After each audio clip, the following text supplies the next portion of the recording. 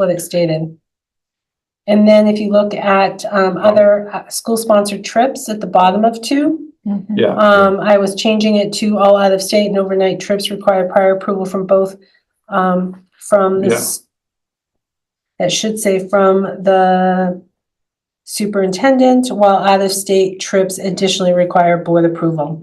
So I did not get that correct. There we go. So that's where I was, had a little gap.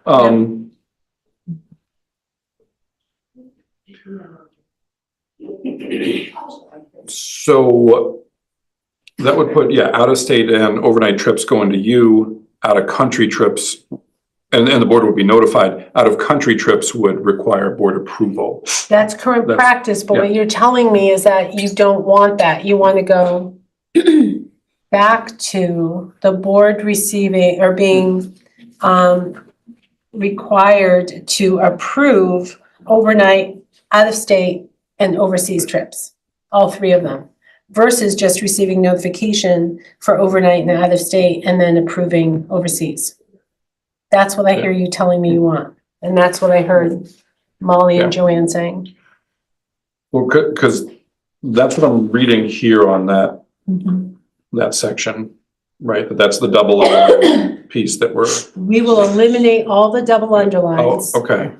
And we will eliminate the strike throughs and keep that language in place. Okay. So that will revert us back to the policy as it currently stands.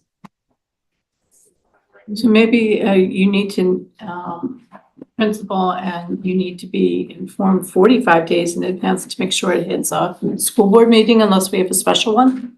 Yeah, because oftentimes we don't have a special one. You're right. So,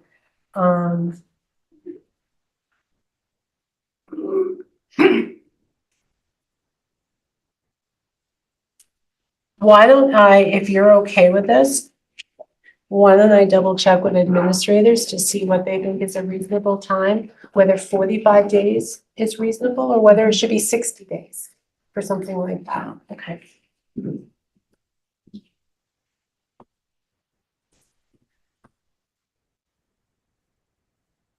All right, I can do that. Anything else on these? Okay. Then next, we have promotion, retention, and acceleration of students. You've actually looked at these policies quite a bit. And the only change, significant change, is the policy still referred to RTI, response to intervention. And we now use multi-tiered systems of support, MTSS. So I made that change, but that's pretty much other than 3 MSAD11s. So, is that okay? Yep. Okay. There was actually one word I might change, which is the first sentence. MSAD11 Board of Directors acknowledges large body of research that discourages school retention except in very unusual, well-documented circumstances. I'm wondering about changing unusual to specific, except in very specific, well-documented circumstances. Unusual just sort of has a connotation to me, like we're talking about a student's, performance. And so we're talking about a specific student. I don't want to label student performance as unusual. I would like to say there's specific situations. Yeah, that makes perfect sense to me. Let me run this by the director of instruction just to make sure that she agrees. Yeah. And if she is on board, that's what we'll do. Cool. And if she's not, I will bring it back to you and let you know. Okay. Cool. Thank you. Yeah, right. Yeah. Perfect. All right, and then to go along with that is IKE-E factors to be considered. And these factors are used extensively when meeting with parents, other staff members, and really trying to decide whether a student should be retained or not. Like this one, I wondered a little bit, should it be like a form with like check boxes, or it's just used as a reference sheet? And that's used as a reference. We can certainly internally turn it into a checkbox. I don't think you need that for policy as long as we're following the questions that are here. It's just really good questions and robust and captures a lot of it really concepts. Is. Are you all set with that? Okay, then How about we do this in two steps? Sure. Could we have a motion to recommend the ADC, ADC-R, EI, EIR, GBEC, IJOA, IJOAR, IKE, IKEE, recommend them to the board for a first and second read. Second. Second from Joanne. They Any started further early, these discussion? fuckers. Yeah. I'm suggesting foregoing the first. Yeah, just to go to the board for first, second reading. It says 6:30 right on the Uh, fucking screen there. All right, guys. all in favor? Great, thank you. Okay, and then worked a little bit on job descriptions. And so what we have here is a certified occupational therapist assistant, or a CODA. So we had our CODA resigned this year. We See needed this? to advertise. And so I worked with Sarah Bolduc-Ignatiak to create this job description. Right there. So that we could advertise for the position and the person would know exactly what the requirements would be. They're pulling a fast one. So I put forth that. Unless you've got And another then, explanation. the other three that you will see are the multi-classroom leader, the REACH Associate Educational Technician 3, and the Team REACH Teacher. All of these are tied to the public impact work that we're doing. And in order for us to determine appropriate salaries, stipends, all of that, we really need to have a job description to make it really clear as to what the position is going to, what they're going to be, what their responsibilities will be. So these have been vetted through the director of curriculum. We shared them with all of the administrators, asked for input, and a lot of this information came directly from public impact and opportunity culture. So. Look at this, Jeremy. They're starting an hour early. They started. Yeah, so I just had a couple of things on here. One What is the hell? What are they trying to pull, in, man? down in here a little bit, the Look at this. Richard's on his sorry, way the, over there, man. the The Team REACH Enquirer. teacher. Get off of me. it looks like in job goals, it's been identified as trademarked, I think, right? It says This is TM bullshit, on it. man. Yeah, that is from opportunity culture, that is their terms. It's their term, yeah. Yep. Do we need that on the job title itself, I like on our form? don't know. And, oh, I think I saw Oh, I it. hate Yeah, these it actually people. would be on all three. Very much I will dislike need to them. check with them. Yeah, right. So the REACH associate, the Yeah. multi-classroom leader. Yeah, Yeah, I'll need to check with them. yeah. Yeah, Great just question. Make noise about Make this sure we're right on. now, that it's already Yeah, on, we certainly people. don't want to do something we shouldn't. be Repost doing. this and right. And then just a little bit of a formatting thing on the multi-classroom teacher leader. The professional performance responsibilities, just the font for number 1 is different from the fonts for 2, 3, 4, and on that. 2, 3, 4, 5 different. the fonts. All of it. We're talking Oh. about Yeah, fonts. yes, yeah. Okay, fonts. Listen to the level of detail these people are going into. We're talking about freaking fonts. Okay? No, they can't hear me. They're talking about fonts, dude. Yeah.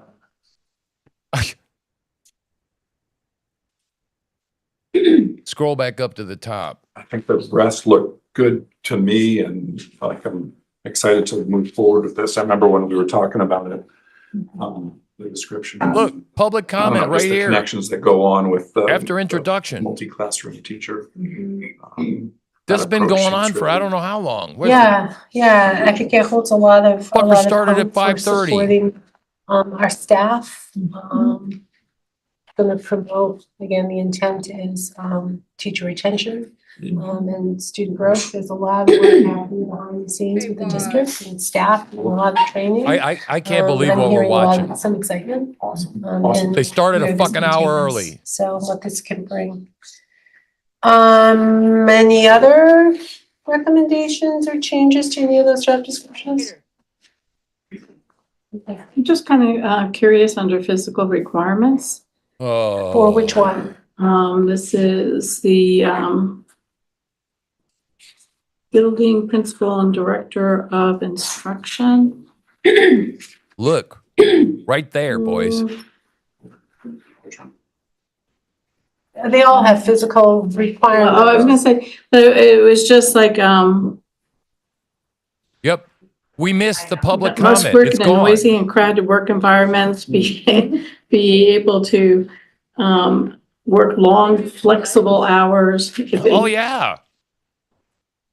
Are there, I was gonna say, I think I don't know who would want to have a job where it's kind of open-ended, that you are, there isn't some kind of limitations, you know, in terms of how long and how flexible. Well, the CBA is, right? And with the collective bargaining agreement, there are certainly There you some go. limitations, but we need to make sure that folks understand that sometimes there are circumstances in which it can be long, our day can be long, there are situations that happen. We can have a situation happen at the school and it is impossible for staff to just leave at 3:30, say, sorry, even though there's a crisis going on. So we put that language in all of our job descriptions, just to make sure that people are put on notice that that type of thing. I think, do we have something like time for those kinds of situations where people work extremely long hours for a particular period of time where they're eligible, especially with, when we're taking a look at supervisory positions where during the summer months, they might be able to take a little bit more vacation time or comp time? Well, these are not, I hate these these are people. not supervisory positions, Okay. right? Well, These are not the principal. This is a CODA. This is a classroom Hey, teacher, a multi-classroom teacher. It is an Ed Tech 3 position, and it's something called the Team Reach teacher. So these are all classroom connected positions. We do not do comp time.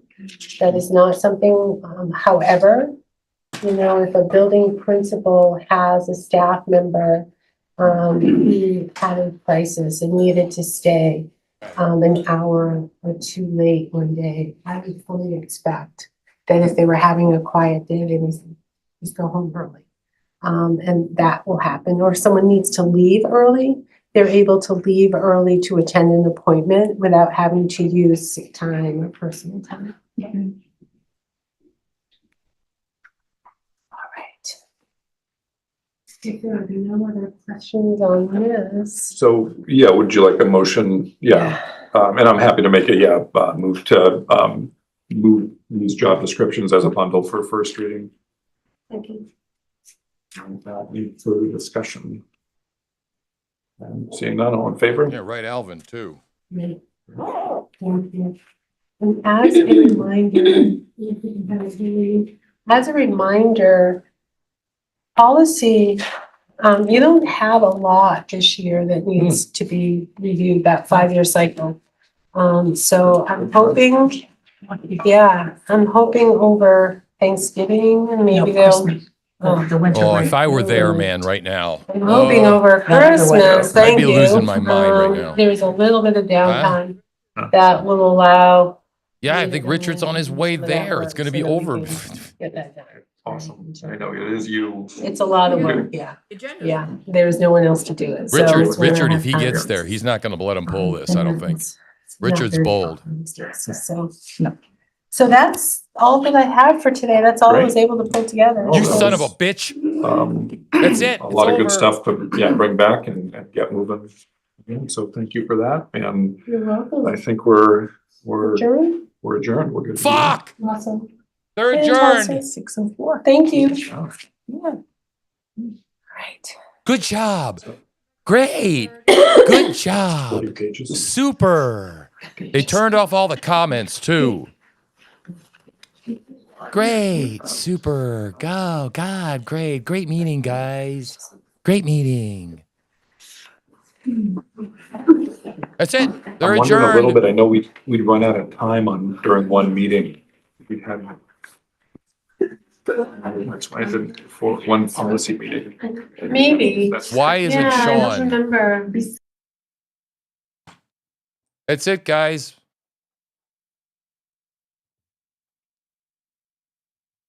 That's it.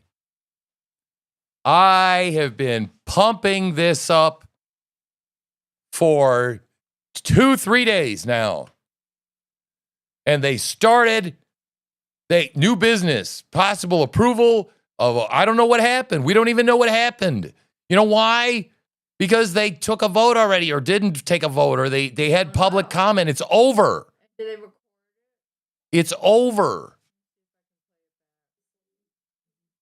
Oh, shit. We're going to play this fucker over.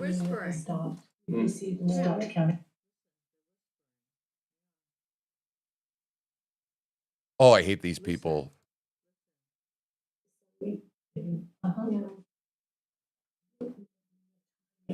Some.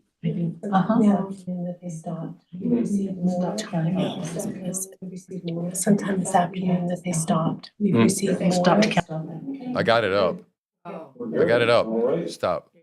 Oh, yeah. Stop counting. We received more, but we had to stop.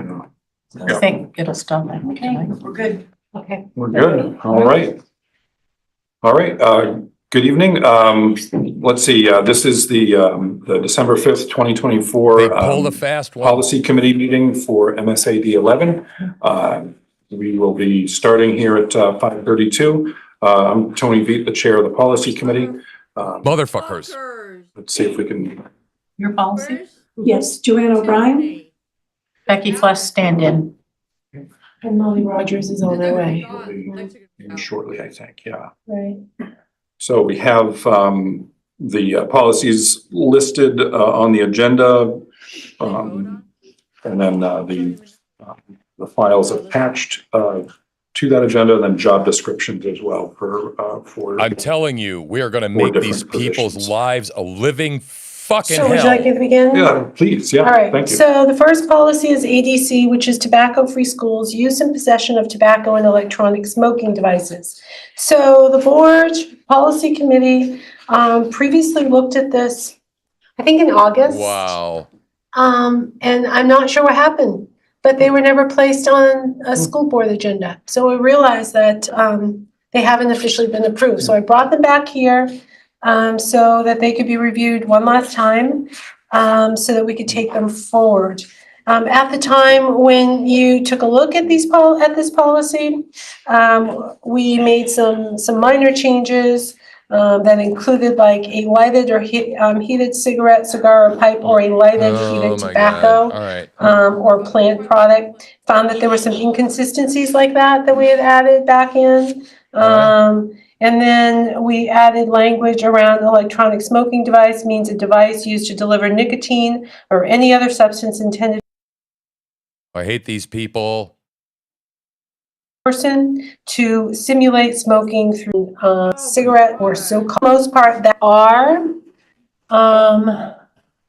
is the same policy, but it's the administrative procedures. Then the drug use policy, right? And some support, some Restorative education, treatment, yeah. absolutely. And so what we learned when we were going through that is that it no longer aligned with ADCR. Here, the other this and seeing this doesn't quite match the document that I was working on. Because if you look at contest, that is not current practice. That's just not realistic. Look at so this. that is Look at supposed to this. be stricken. They fucking started the meeting with 3 people in there and the rest of the board wasn't even there. The rest of the board is not even there. And I Not don't see there. that stricken here on this particular form. That last sentence they're saying that signs will be posted Yes. at entry, and I think they are. Are you sure? That's what Sean says. All right, then stick with us. Because they cut the feed, man. I thought they pulled a fast one on us. There's a public comment portion. All right. Chill out.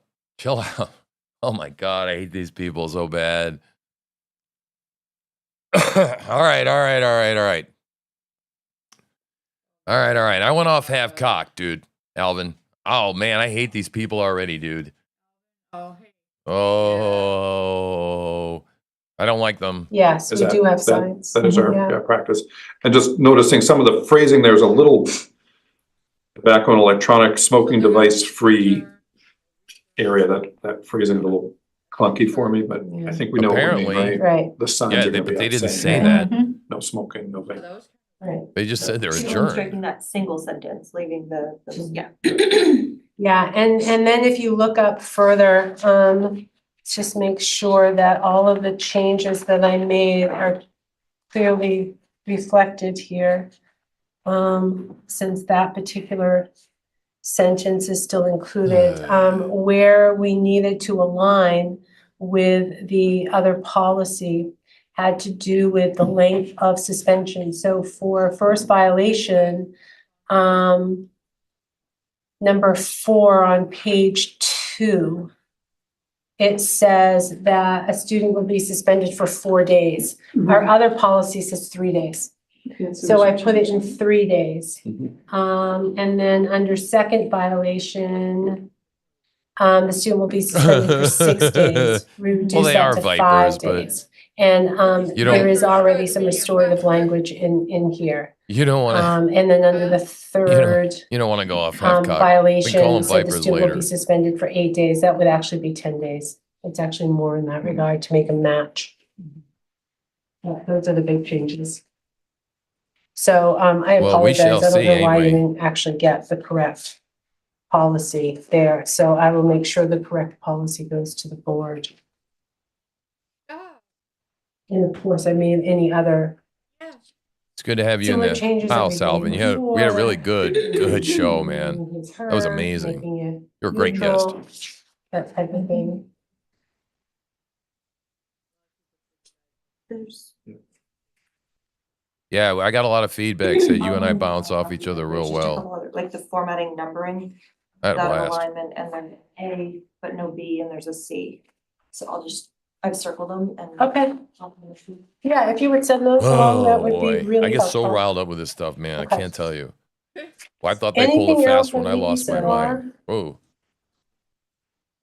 Right, then I would ask that we actually I thought it was remove or table EEBA. Yeah, well, it is a Which is the policy. use of multifunction school they're activity deciding on. buses.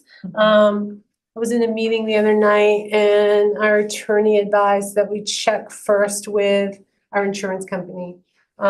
We never used to be able to drive multifunctional school, these vehicles in the past, these vans, they were Right there. 15-passenger vans, and the Yep. law has recently changed. Mm. But she advised that we really check with our insurance company before we move forward. So if we could just table it, because I have not had an opportunity to do that. All right, then the next policy, and it's actually at least the next 2 policies. All right. Through our workers' comp, we're able to get a little bit of a discounted rate if we have certain things in place. I think what's interesting And a couple of those things that I'm we want picking to up on right now, okay, So as I'm here is watching an this and we're insurance getting ready to, in representative, 15 minutes, see sample policy. what they're going to try and do and how they're going to try and sell this and pitch this. Yeah, it just Okay. explains our So, loss. Really curious, and I'm really interested to see that. And asks Um, that we develop protocols, make sure that we have those in but place. What I think is interesting to note is, do you notice how much This is detail? just the standard Like, MSA You know, we policy. were talking Those about with were Sean added. Vogt. And as you can see, they're. He said that, calling it you know, the snow plowing, they'll be down, we'll be down into the umpteen thing. We were talking about fonts. The font wasn't correct on a page. But yet here we are talking about actually gendering was a affirming labor care, policy, right? But we're and concerned about that one the is correctness of return to fonts. work and reasonable accommodations. It's the administrative procedures to EI. And I have made no changes to that other than to change where it said school district and insert MSAD11. So I don't know what your thoughts are on these. Yeah, everybody's here. Everybody's inside. Pretty standard. Oh, man, I'm Good to still me. coming down from my Okay. PTSD from thinking the meeting was over. Next one is GBEC, drug-free workplace. This one is just up for a 5-year So, review. This is I going to start. We need compared to it stop with this, and it's going to like the pop main up school eventually, right? management template. And the only thing that I changed was the heavy-handedness of where, Okay, Yeah. fair. That was just wanted to check on that. yeah. Cool. So why isn't everybody at this Questions? part of the meeting anyway? Okay. Just kind of wondering. Next one is IJOA. Okay, That policy is committee your from field trip 5:30. and other student travel. All right, good. Okay, There's- so this oh, one. go Well, ahead. thanks, I'm DK sorry. and Maine. Okay, so this one, Appreciate I had to that. do a little work on it and I'm not sure that I caught it all. So I was a little rushed when I did it, but what I noted as I was reviewing this particular policy is that the board, and I remember doing this a few years ago, is that your approval form, your field trip and excursion Wow. approval form. It was 8,600? decided, I don't remember the year, 2000. All right, That dude. the board would only receive notification for overnight and out-of-state trips. Now, if they're international, they always come to the board. But required overnight That's or great, man. out-of-state notification, which is the practice that we have been enforcing. Mhm. But when I went back and I looked at IJOA. Oh, you're welcome. Absolutely. Painter's motive in the That's house. not exactly what it said. I've been looking forward to this all day, It sort of, I guess, said if you want to that say. any overnight I curriculum can look related forward trip to needed this. to be approved by the board. So I tried to identify those areas, I struck them out, and I did a double underline with recommended change. Right. I knocked it over when the But this cats one's were. entirely up to what you guys want. You know, if you want to keep IJOA as is and just modify the form The cats are cleaning up to after match, dinner. of course, I can do that. It's a curriculum related trip. That would be, a field trip would be if a classroom teacher is taking students on a trip, a field trip, because it's directly Like related. Fort Western or something. Yeah, something that's Gotcha, directly gotcha. related to the curriculum and their lesson plan and yeah. Kind of like the update in the IJOA. Just, for us to be able, for the board to be, well, informed and approve of out-of-state and overnight trips. Does that delay things too much or? I mean, that's part of the process. So you're saying yeah. you want to keep it as is what you're saying. It does delay, maybe. Yeah. I think it would just mean Yeah. that we would have to be clearer with the expectation that the documentation in the request has to be sent in further in advance than sometimes it is. Yeah. Now, some of them are great. So there's one on the board, this is not curriculum related, it's basketball team going to Boston overnight. But that one came in like months ago. So it's a reminder that it's happening and it was here months ago. And of course, whenever we have trips that are curriculum related that are overseas, we always ask 2 years in advance, but that's because all of the fundraising that needs to go with it. Right. So again, Is either it is fine crazy with of me to whatever you ask would the prefer. question that if we've got to have parental permission slips for No, field like- trips, The fact that you people might need should a parental turn it in permission early enough so slip that to it could cut be approved someone's by the board, so at least we know body parts what's off? happening, and if there was a risk that we are aware that something could happen. Okay, so keep, board approval for overnight and out-of-state trips as well as overseas. Okay, all right, I will go back.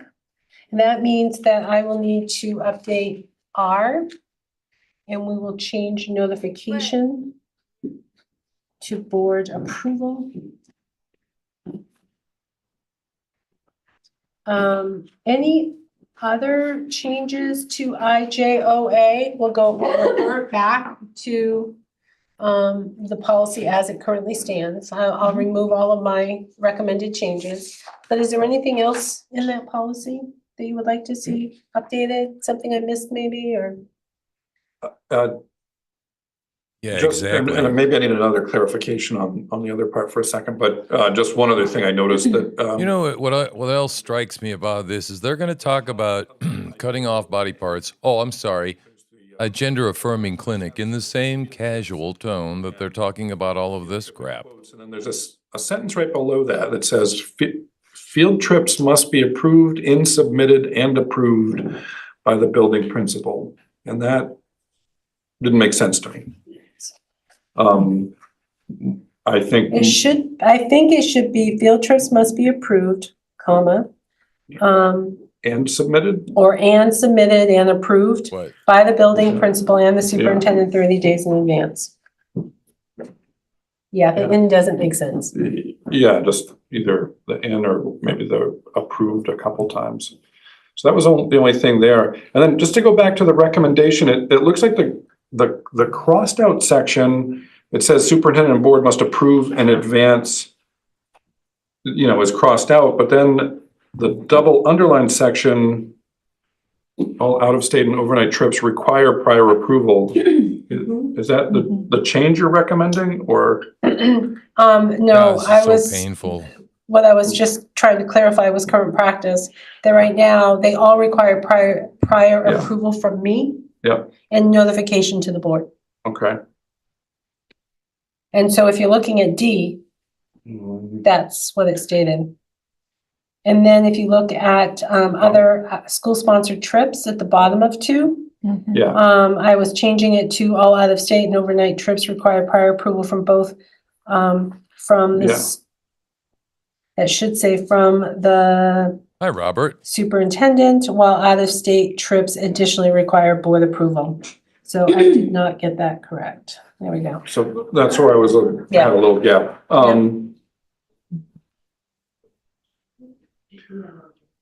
This is really, truly wicked, evil stuff. man. So that would put, out of state and overnight trips going to you, out of country trips, and the board would be notified, out of country trips would require board approval. That's current That's- practice, but what you're telling me is that you don't want that. You want to go back to the board receiving or being required to approve overnight, out-of-state, and overseas trips, all 3 of them, versus just receiving notification for overnight and out-of-state and then approving overseas. Oh my God. That's what I hear you telling me you want, and that's what I heard Molly and Yeah. Joanne saying. Well, because that's what I'm reading here on that section, Man. right? That's the double. Who's on piece that first? We will eliminate all the double Oh, underlines. okay, And we will eliminate the strike throughs and keep that language in place. Okay. So that will revert us back to the policy as it currently stands. Oh my God. So maybe you need to, principal, and you need to be informed 45 days in advance to make sure it hits a school board meeting unless we have a special one. Yeah, because oftentimes we Yeah, don't we're- have a special one. We're also You're right. discussing So, advance notice to all these people. Everybody's got to have all this, except the parents, right?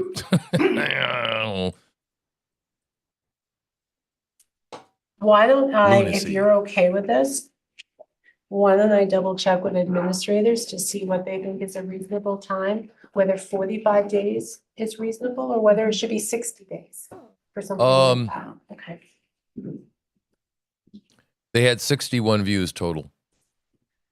And that's probably counting mine watching after. All right, I can do that. Anything else on these? They turned off their comments. Okay. You Then can't next, comment. we have promotion, Cowards. retention, and acceleration of students. You've actually looked at these policies quite a bit. And the only change, significant change is the policy still referred to RTI, response to intervention. And, Please respect. we now use multi-tiered systems of support, MTSS. So I made that change, but that's pretty much, and other than three MSAD11s. I think the law and school board Is that okay? policy should be written in plain English, Yep. 8th grader Okay. style. There was actually one word I might This change. obfuscation of which language is the first ridiculous. sentence. MSAD11 Board of Directors acknowledges large body of research that discourages school retention except in very unusual, well-documented circumstances. I'm wondering about changing unusual But to they do that. specific, They do that so except that in they can very appeal to specific, their authority and well-documented expertise because circumstances.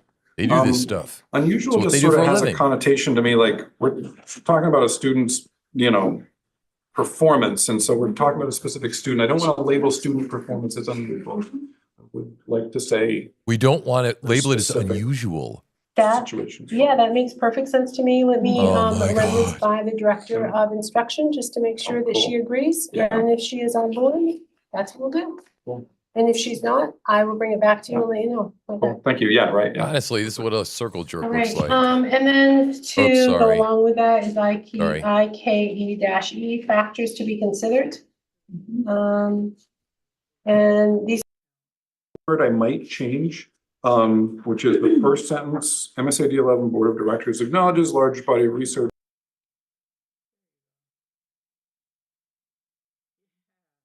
Here we go, boys and girls.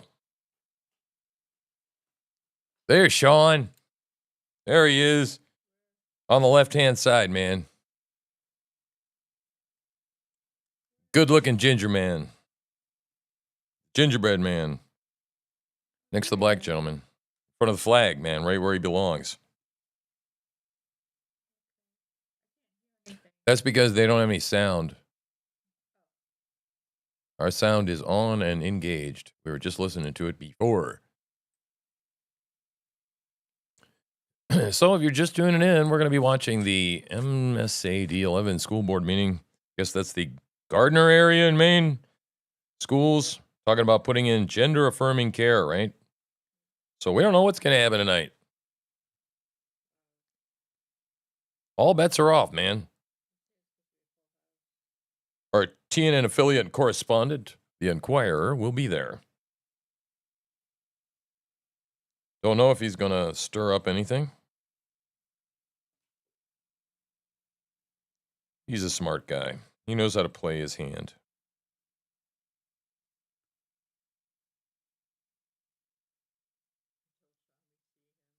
Yeah, we see you. Peekaboo. Ha. That's funny. He's probably nervous, man. He knows this is a throwdown. Hey, he gave us a finger. Did you see it? He goes like this, man. He goes like real, like cool. Yeah, man. We see you, buddy. We love you. Hang in there.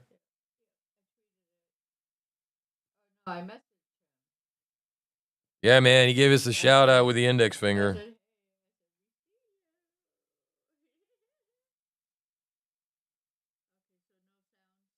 No sound still. Man, this is like, I'm excited. I'm about as riled up as I was with the Tyson fight. Even more, I think. Oh, no. I'm like a racehorse in the gate now. That's what I feel like.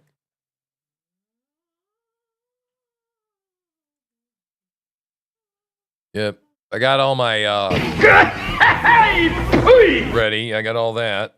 Right.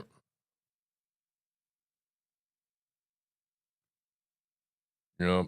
So yeah, so actually what you're saying then, Alvin, is you think that we're gonna get somebody up there tonight that's gonna give us one of these sob stories, kind of like this?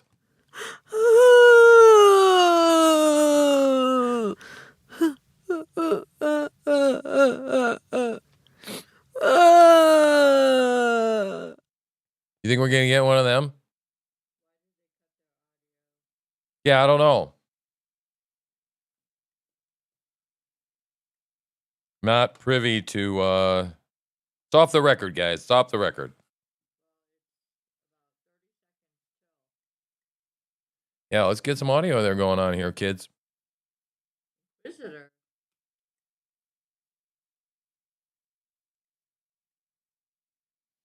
Yep, I don't trust these people.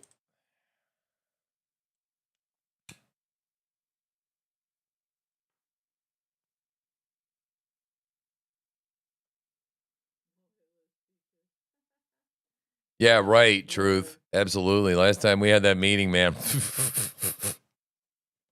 It's like I said, some guy starts drawing a penis, man, in Zoom. I start cracking up. I'm like, oh man, it's gonna be a long night.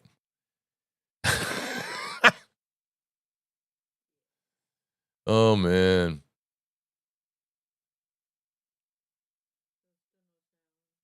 Nothing. Nothing. Well, I don't know, man. Okay. We sent a hell of a lot of emails, guys. I think we should give ourselves a round of applause, right, for that. Seriously.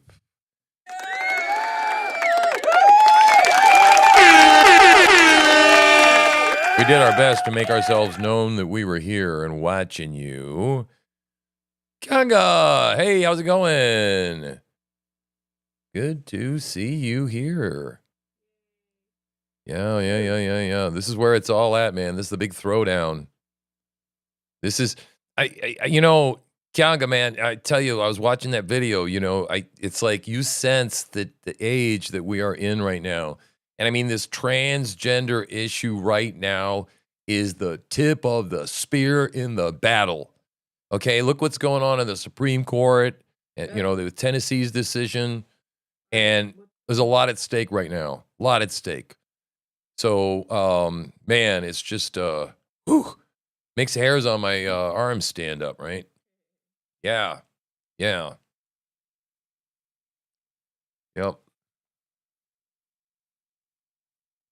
It's like the rush you get in battle, right? Yeah. I don't know.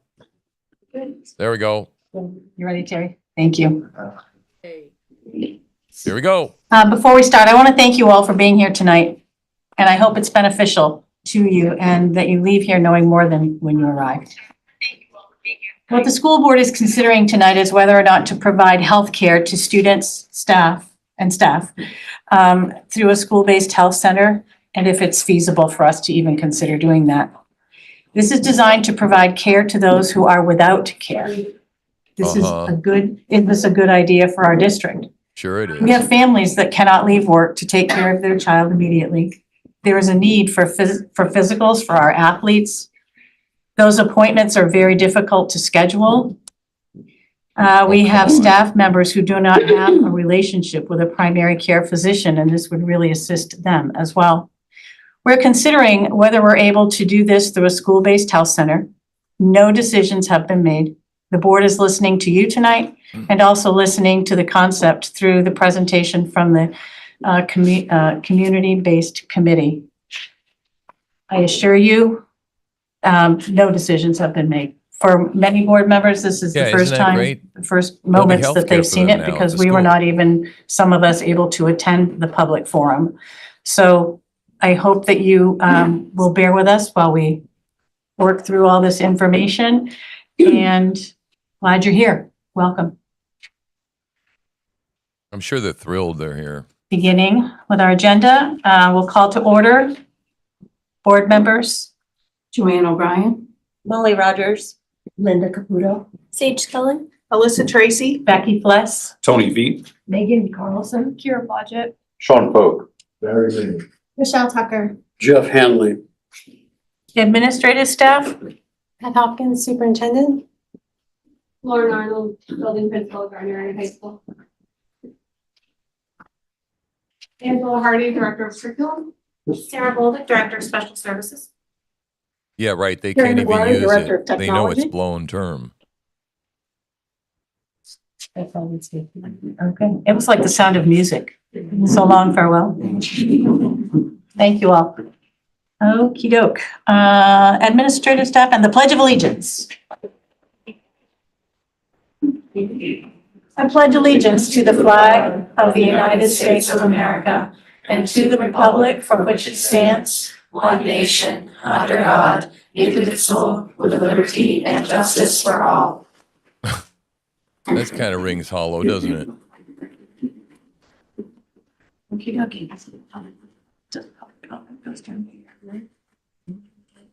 Okey dokey.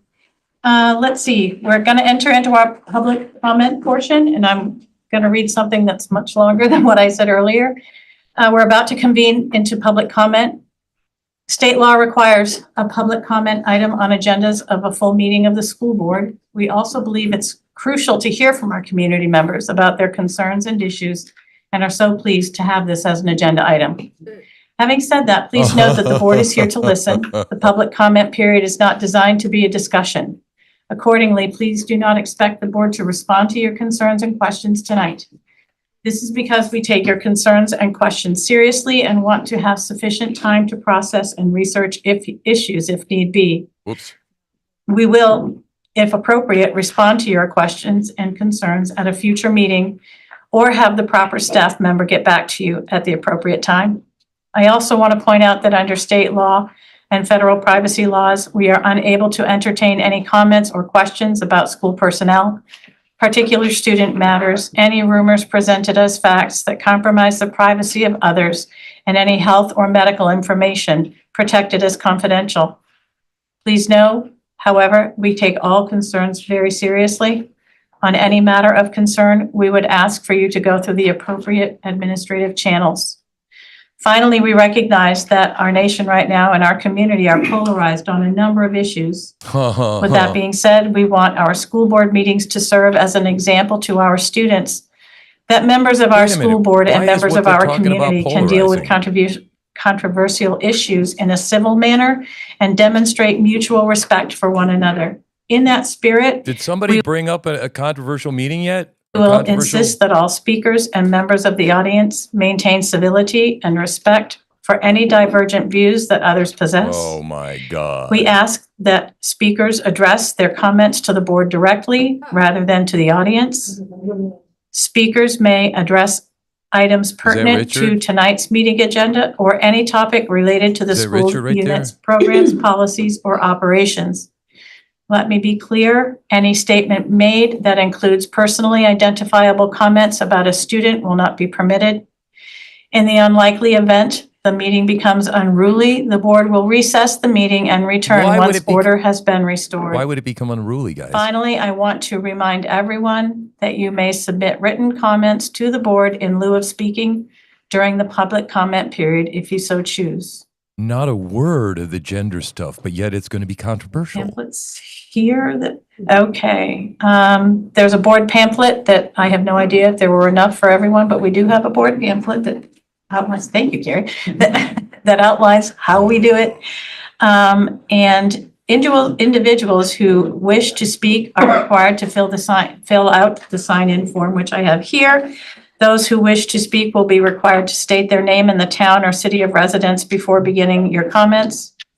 Consistent with policy BEDH, the board will hear public comments from residents and employees of the school unit first. If there is time remaining in the public comment period, once all residents have had the opportunity to speak, the board will permit comments from non-residents. The board will not, and we took a minute to get started. Sorry. So we have decided that we will go for 90 seconds per person and go for 30 minutes. Typically, our policy says 20 minutes, 2 minutes, 20 minutes, 2 minutes each. And we want to hear. So we also have a full agenda of business that we have to do tonight. So that's the compromise that we have arrived at this moment. Yes, And I suppose I'm Wave the speaking now magic from my wand. own hip, that if we get to 30 minutes and we really do have an abundance of people that have not been heard, we can revisit that and see if we need to Good. go another 10 minutes or what we need to do. But as an early on accommodation, that's what we'd like to do. So we will now entertain public comment. And Madam you. Chair, you said 90 seconds? 90 seconds. Got it. Are you the timer? Yes, I ma'am. just love when you're the Will you timer. remind- Will you let people know when they're at 30 seconds? 30, sure. Yeah. Can do. So we'll say when you're at 30 seconds and make your alarm loud. It is, I changed it. Thank you, like a fire engine or something, I don't know. Okay. You guys wanna Number watch both one panels is or just James one? Pease. I'll start the timer after you say your name and where you're from, okay? My name is James Pease. I live in Gardner. And I have been in the mental health field for 20 years. I've been a clinical social worker for the last 10 years. I'm currently the clinical social worker at Gardner Area High School.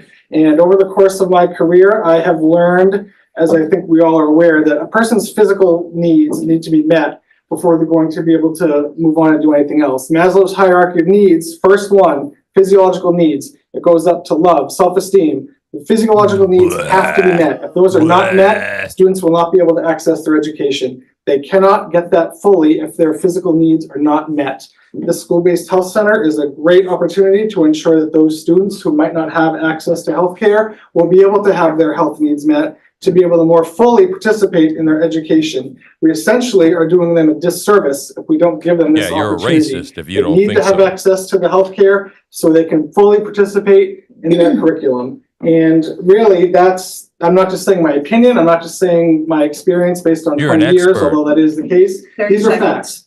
And we don't have to agree with facts, we don't have to like facts, but they are the facts. They're I'm not not saying my facts. opinion, this is how it is. They need access to healthcare so they can fully access their curriculum. And that's it. Thank you. Thank you very much. Lisa Munzing.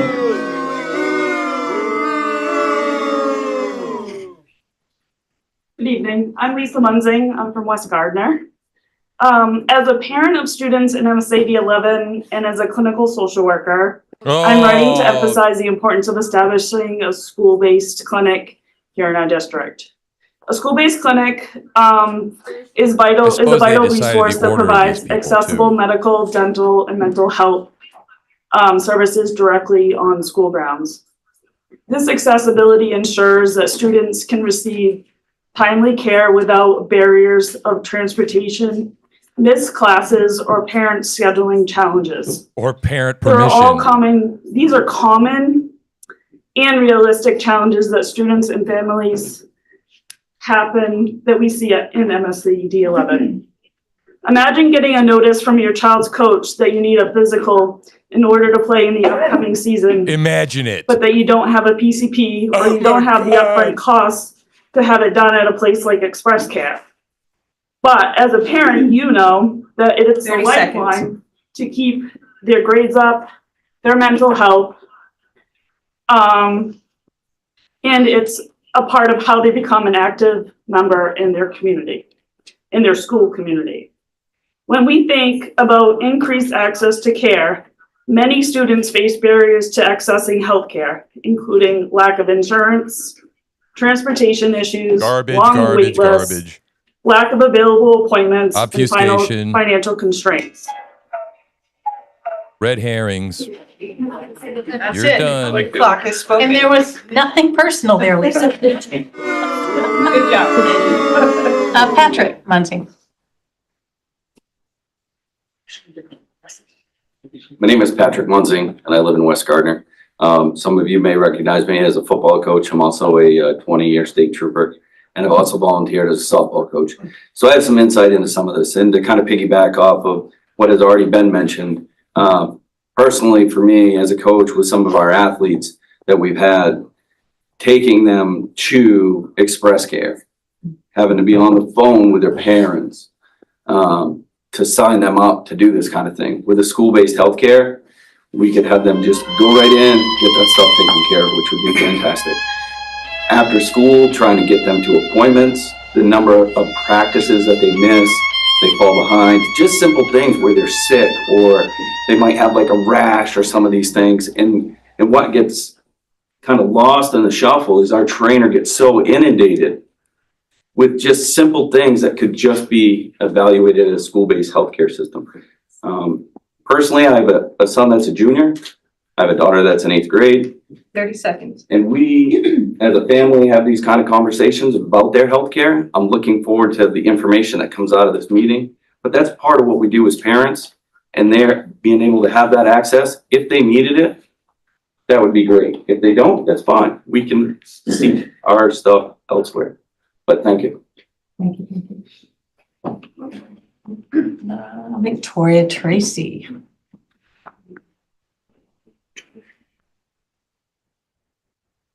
Good evening. My name is Victoria Tracy. I'm a resident of Randolph and currently a student at Gardner Area High School.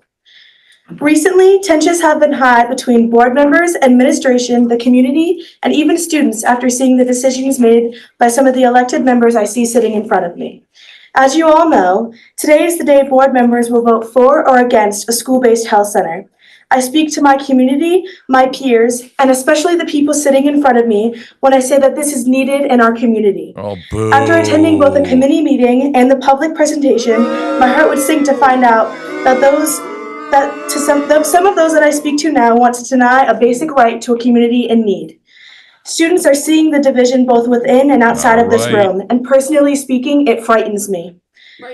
The negativity being spread saddens me as the world is at a time of need. To those I see here today who feel the need to speak against some board members' negativity online, remember that they are humans, and you are too, and actions have consequences. I stand here today as a student who is trying to show the community that I will not be silenced, no matter how hard some of those I see here today may try. To the strong individuals who have been doing nothing but put forth the best for the students of MSAD11, you are appreciated and not going unnoticed. Thank you. We're doomed. Thank you. We're doomed. Sarah. Yeah, who's picking the speakers, man? They are. The board did. My name is Sarah Manzer, and I am a resident of Gardner and a student at Gardner Area High School. I am here today to voice my support for the school health center. We live in a harsh world where healthcare is extremely costly. While I personally do have access to healthcare outside of school, many of my peers do not. I find that some people tend to instill fear in parents in order to enforce their agenda, and I do not think this is right. The health center is not a scary place. It is a place where students such as myself can get access to healthcare that many of my peers cannot otherwise afford. Athletes can get physicals, and students will have access to vaccines that fight fatal diseases. Oh, good. All of this, of course, with parental permission. Oh, Mental health is such a prominent issue in high schools globally, and having a center where students can receive the help they desperately need is vital for our school. Our school nurse does all she can to help our school, and we are so grateful to have her. However, with a school of over 600 students, she desperately needs assistance. I had The health 1,200 center in would my be high able to school give her this class. assistance My so that every graduating student can class. be cared for. I am so grateful that I have had one access to nurse. healthcare outside of school. I understand that having healthcare is a 30 privilege. seconds. It shouldn't have to be. Thank you for your time. Oh, my God. Yeah, Cherry Arsenal. I'm going to vomit.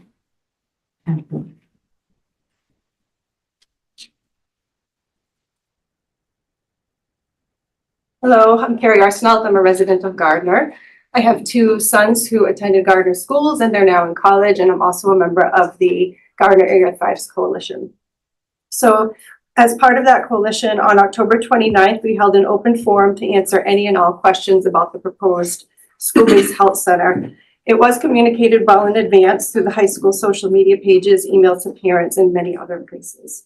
There was a full room at Johnson Hall to show that it was communicated. And lots of great discussion from those that were for it and not for it. Uh-huh. The local paper covered it, a news station covered it, and I felt positive when I left that the panel of health professionals that were there had the experience through 27 other school-based health centers that are being Appeal to run across the authority. state to give us an accurate description of what to expect if the proposed school-based health center were to be approved.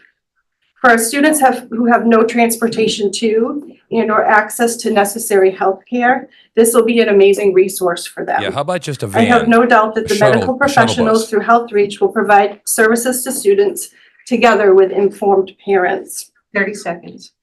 For me, when my children were in high school, they played sports. They had to get their sports physicals, and they had many friends who did not have them in time to participate in sports. Oh, sure. Also, They my sat out oldest and didn't play. repeatedly dislocated his shoulder, and it would have been a lot more convenient for him to have it put back into place right there at Convenient. school versus having to take him to an emergency That's room. good. So those are my points tonight. Thank you for listening. Carrie Arsenal.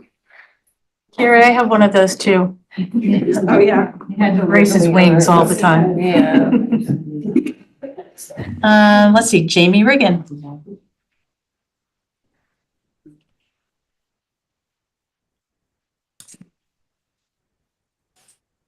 Hi, my name is Jamie Riggin. I'm a resident of Randolph. I am also the school nurse at Pittston Randolph Consolidated School. Oh, my God. As a parent, a nurse, and a resident of this community, I strongly support the establishment of a school-based health center at Gardner High School. Federal money looking This new. initiative is a Federal thoughtful, money. practical solution to the growing need for accessible healthcare for our students. It will provide students with the immediate care during the school day, reduce the burden on parents for minor illnesses, and address health concerns that may otherwise go unaddressed. Such As as? a parent, my primary concern What other is health the health and concerns? well-being of my kids. I want them to have access to medical care when they need it without the disruption of leaving school or work for a minor doctor's appointment. Convenience. The school-based health clinic is designed to be an additional resources for families, not a replacement for family physicians or the essential role parents play in medical decisions. Oh, sure. As a nurse, I understand how important it is for students to have timely access to healthcare. Minor illnesses, injuries, mental health concerns can all interfere with a student's ability to Contraception, learn and birth engage in control. school. It's well documented that Transgender access to healthcare improves academic performance and See, overall well-being. access to healthcare. They make healthcare abortion. Okay, access to healthcare is And health crap. screenings, which can help our children healthy, to keep them healthy and reduce healthcare costs for families in the community. And as a resident, I recognize that the resources and investment. Thank you, Jamie. Thank you. Right, Karen Jansen. Yeah, they haven't mentioned any of the HRT, chemical castration, none of that stuff. Hi, I'm Carrie Manser. I reside in Gardner. I am the parent of a graduate of Gardner High School and 2 students currently at Gardner High School. I had the privilege of being part of this conversation about the school-based health center as the idea was just emerging. And it was based on the model of so many other schools in our state that have been benefiting from these health centers for years. Really? And that conversation included parents, teachers, administrators, school nurses, Where are community they? members, and local healthcare providers. Alvin, are there And I any can more tell in you this the state? enthusiasm I thought and this was the advocacy first, for a man. health center at the high school came from a place of deep care and deep concern for the students in our school and for their families. Many of the people who are part of the conversation are the ones who spend day after day in our schools and are a witness to the difficulties that families face in getting access to physical care and mental health care for their kids, and the negative impact that it has on the kids they see firsthand. We should trust their concern and trust that they want what is best for all of our kids. 30 seconds. The conversation was never about getting around the rights of parents. It has always been about helping kids and helping families thrive. So I urge our school board to vote in favor Good of question, this health Nick. center, as many local voices have implored you to do. Thank you.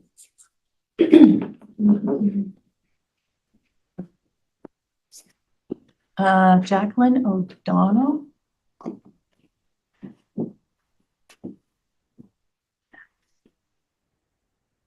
No. Jacqueline O'Donnell, Gardner resident and school nurse at the Laurie Richard School. Oh, my God. As a parent and a nurse, I completely understand how ensuring access to our kids' healthcare is a paramount need. Having a school-based health center is a positive and proactive step towards ensuring the well-being of all of our students. We all want what's best for our kids. And I know firsthand as a nurse that easy access to healthcare services has significant impact on students' overall success academically, socially, and emotionally. There are concerns circulating within our community, particularly around the idea that parents may be excluded from medical decisions regarding their children. This is simply not true. Parent involvement is the cornerstone, not just of a school-based health center, but also what we know about pediatric medicine and children's development. Parent involvement is huge. There's concerns about teens seeking care without parental involvement and consent. And it's important to recognize that Maine law already allows this. It's the same as Quebec pediatrics law, Maine general, wherever your children are currently going. Once they turn 16, they can seek treatment for mental health services, sexual and 30 reproductive seconds. health services, and substance treatment services without your permission. This is about having a conversation with your kids and your families. What we can do here as a community, though, is support this initiative. Please don't let blinding fear and social media pressure prevent MSAD11 from receiving the true benefits of an initiative that's designed to improve the well-being of our students and community. It's an investment not only in the kids' future, but it's a future here at Gardner. Thank you. Next on the list is, I'm not able to quite read it, Dan. It is a sham. Dan Glass, Dan. Grass. Oh, great. Thank you. If that's you, come to the mic. It's McGrath? Okay, This I'm is sorry. unbelievable. They always told me I had hand scratching for writing. Oh, boy. It's a little better than that. She got the Dan. I did get the Dan, yeah. I love the levity. Dan McGrath, Don't you? Basically, very quickly, I have two questions. Where does the funding come from? And if we do They're not not answering participate, questions. is there any issues with funding from other areas? That's the only two questions I have. Thank you.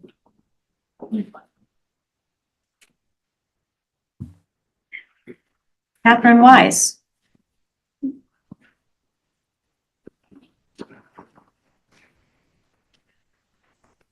Oh, boy. Hi, my name is Catherine Weezy. Sorry. And Name brutality. I'm from Gardner in Pittston. I am a junior at Gardner High School, and I'm here to support the integration of a school-based health clinic. To start, the school-based health clinic is not going to It's substitute stacked. The hundreds deck is of stacked, guys. controversial things. Because that is not the goal of the clinic, let alone any healthcare place. The health clinic will give the students of our high school fair and easy access to the healthcare they need, only what they need.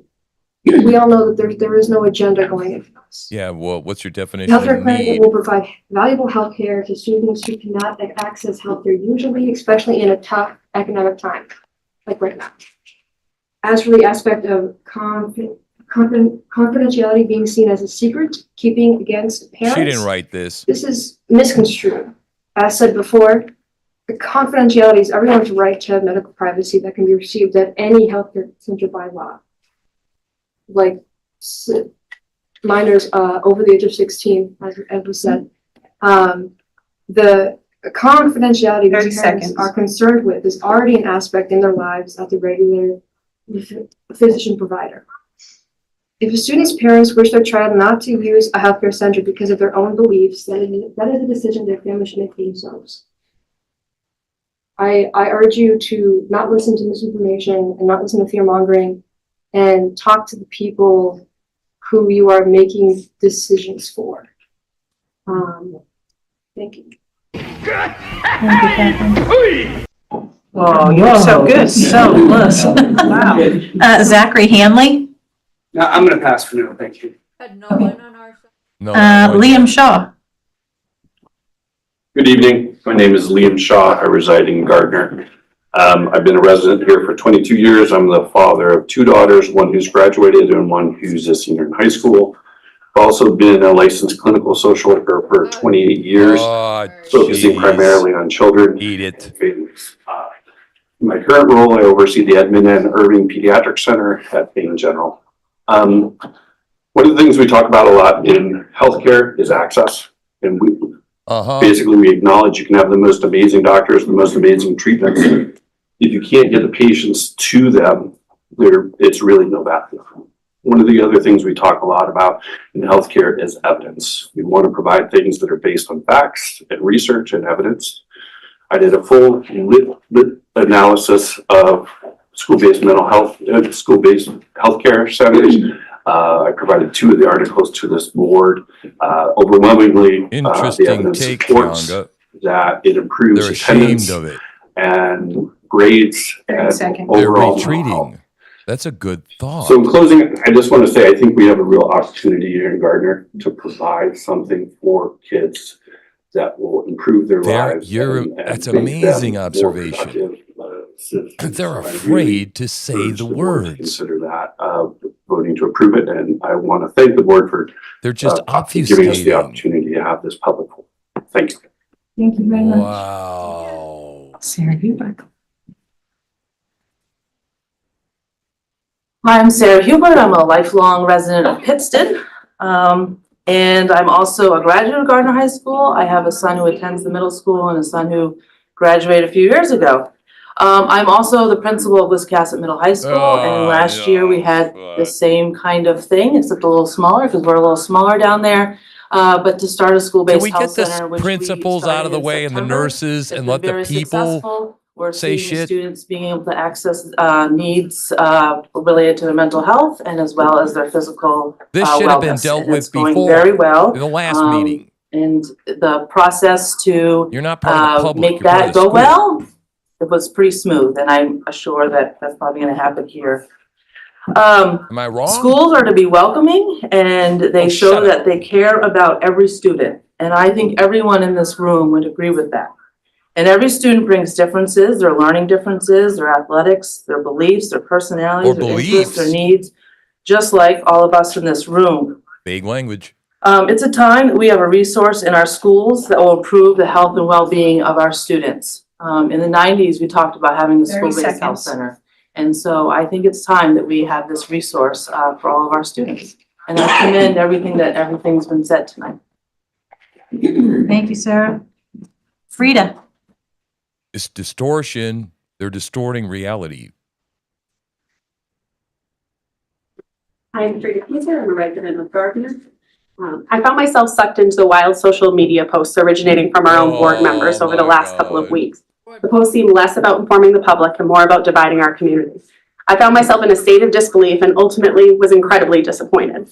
We're a community that rallies around our own. We have social media pages dedicated to helping those in need and providing resources in the hopes that everyone can move beyond merely surviving and into thriving. The job of the school board is to ensure the well-being of every single student in MSAD11. This quote is from one of our own school board members' campaign this year, which I absolutely loved. I'll prioritize supporting students and families in Gardner to ensure the resources to thrive. The first step in this is ensuring that we are here to listen, to learn, and are open-minded. If we come in with a set agenda, making statements about it being our mission to guarantee the health center doesn't get it approved before we've even learned about the good it would do for so many of our students, we're already not doing the best thing for them. The biggest arguments against the health center can be lumped in 2 categories. The first, arguments against confidential medical care. It's not a school board or health center thing. It's a law. You're in the wrong place if that's what you're arguing here. 30 seconds. The second, lack of transparency. As we've already said, Are they October gonna let 29th, you had anyone that on our side opportunity, and speak? if you chose to not be informed, that was a choice you made. A school-based health center would provide MSAD11 students access to the necessary healthcare that will set them up for success. Many individuals have talked about how wonderful it's been in their school, and I can't wait to see it here. It seems clear that a vote against the school-based health center is a vote against providing necessary resources students need to thrive. Thank you, Frida. Oh, This is nauseating. Olivencia. I hope I didn't ruin your name. No, you got it right. Yeah, abortion is women's health care too. Hi there, Same my thing. name is Hope Olivencia. I'm a resident of Gardner and business owner here. I have a child who graduated from Gardner a few years ago and a granddaughter who's currently at the high school.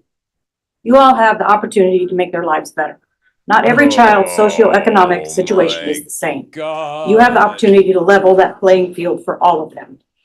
There are currently over 1,900 clinics around the US. We're not reinventing the wheel here. This isn't complicated.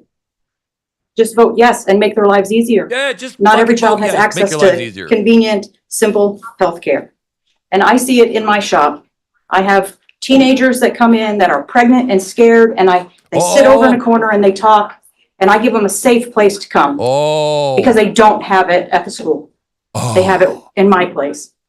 And we So the support them. truth starts to come out. And we offer LGBTQ opportunities in my space as well. Yeah, And no they kidding. should have that at school. Oh! They should be able to walk in and feel comfortable with their friends and talk to people in confidence. What is she talking about? That's all. What is she talking about? We're talking about a Thank you. healthcare clinic. What the hell is she talking John about? Kelly. I guess my biggest concern would be that there's going to be prescriptions given to kids without parental knowledge and Oh, thank God. possibly drug interactions that aren't, in the paperwork that the school has. And I just think that, maybe we could just make an addendum to the school policy that overrides the state law. I don't see why that would be an issue. Whereas if there was going to be any prescriptions given to children, they would first have to be okayed by the parents. Other than that, I think it's a great idea to have this. I just think there needs to be additional precautions in place. Because it's also some of the research I did online today says that one of the biggest things kids are doing that in areas that have this is they go in, they say they have ADHD or they dude, this make it guy look like they did, do or man. whatever. He was Maybe doing they do. so good, and then They get the prescriptions and then they go and sell it to all their friends. Son of a bitch. Because it's a stimulant. And 30 seconds. I wouldn't want anybody's kids to be, I don't want this to turn into something that's gonna hurt the school or the children there. I think that, parents would feel a lot more relieved if we could add something to this that would ensure that this type of thing isn't gonna happen, that there wouldn't be any, basically just any prescriptions given to kids. I just think that's Yeah, a none. huge Zero. hole Zed. that's could cause more damage Nula. than good. Thank you. Oh. I need a cocoa. Ramsey Tripp. Oh, I'm sorry. Christina Hobbs. Ramsey, I'm so sorry. Oh, that's fine. I jumped the list. The list. Hi, I'm Christina Hobbs from West Gardner. I'm coming here saying, I like the idea of a health center. I understand it eliminates a lot of the red flags and everything, but there's also potential consequences that need to be thought about. I worked in the pharmacy for 21 years. With adults, I saw common interactions and issues that came up, and a lot of them were counseled on their medications. But when we have kids that don't understand, are just given a medication and just take it because that's what they're supposed to be taking, there can be a lot more issues because you don't know if an OTC med will interact with it. They don't tell mom and dad they're taking a med. Yep. Then we give them ibuprofen for a headache and it interacts with their med. There's other issues with, sorry,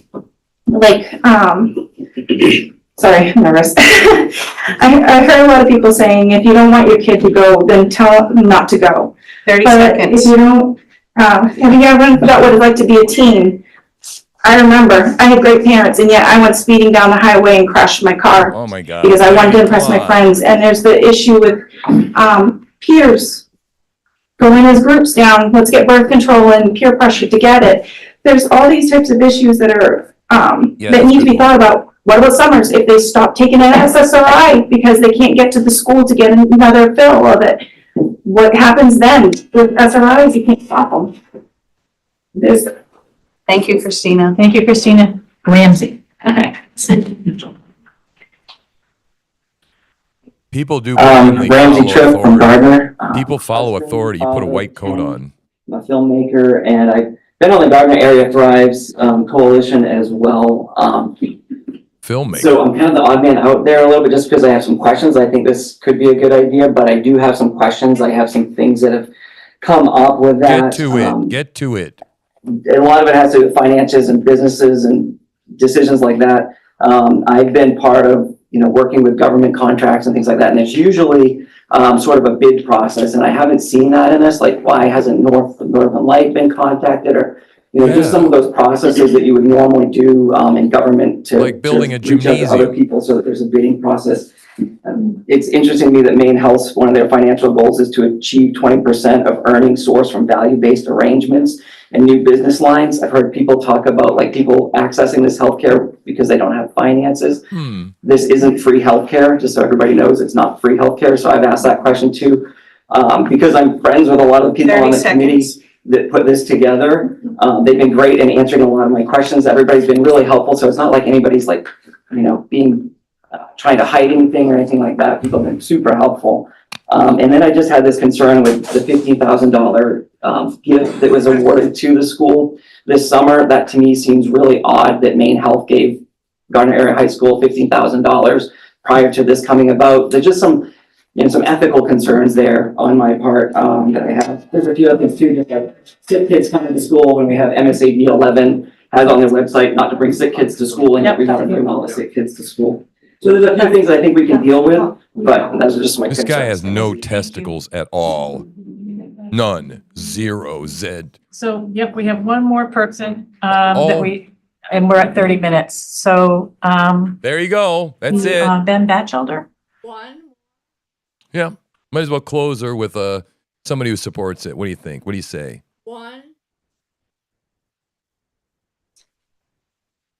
Oh, this Good guy. evening. My name is Ben Batchelder, and I Good work evening. for the district, the high school. Hello, I work for I'm the here to district. unequivocally support adding a health center to Gardner High School. Fuck you. Young people do have the right and the freedom to care for You know, themselves. and I'm their telling you, bodies. man, this is like, who even needs to listen to this joker? Center at Gardner High School is so important. It ensures that every student, no matter their background or circumstances or financial situation, has access to the care that they need when they need it. This guy is the definition A of a favorite cuck. saying of my mother is that if you don't have your health, then you don't have anything. And I am from support that the percentage of undiagnosed childhood He's a ailments mama's boy.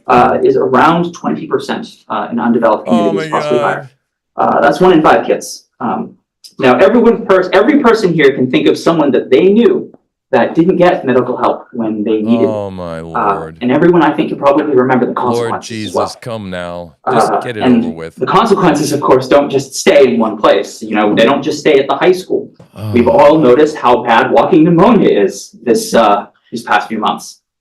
A quick diagnosis in a health center can prevent its spread, And save money there's for going a to be another family, pandemic and hasten the recovery of a sick child. January 22nd. It's clear, it's crystal clear that a health center at the high school is in the best interest of the students and community. It's also clearly in the best interest of the adults, parents, and teachers. Everyone will benefit. Everyone will benefit. So I understand that today is not the world that we grew up in. There's a lot of confusing and contradictory information out there. But I'd like to think that everyone here are friends and neighbors and people who care about this place. Thank you. Thank you very much. Thank you. That's 30 minutes, and that's it. We got through most everyone. I'd like to make a motion to send out fine. Yeah, do it, Sean. How many folks do we have, madam? We have that have not spoken 6. Well, let him speak, fine with God damn that. it. All those in favor? Okay.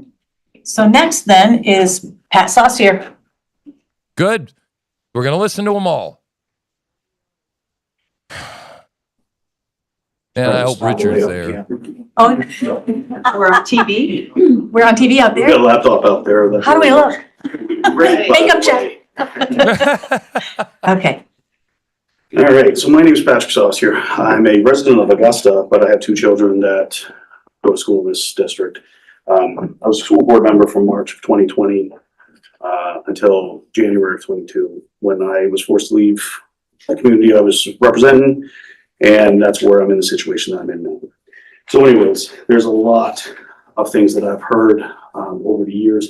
I coach youth sports, and there's a lot of parents that come talk to me through the years about the school and stuff like that. And I know that there is 2 sides to this. There's people that want this clinic, there's people that are against it, or actually just have concerns. Problem that we have is if individuals take and that want this, force through and don't listen to the concerns of the other side, the kids are going to be the ones that are going to lose in the end. Those individuals that don't want it and they plow through and they stop this from happening, the kids are going to lose. The only option that we have as a community is to band together. 30 seconds. Wrong. So, No with BD this, here. None. One of the things that I think the board should do is table this whole situation for a later date. Have a conversation with the parents and the community in a neutral environment, so that way there we can come on the same page and work together for the children. I think Yeah, that's let's gonna be make the it a best big thing. event. United we stand, divided we fall is a saying, but if you apply that to a school board, united we stand, divided the children fail. So thank you very much for your time. All right, Thank you, man. Pat. Man, Nice to if see they you. would do that Nice and to meet open you. it up and we'd have a lot more people. Deandra Staples.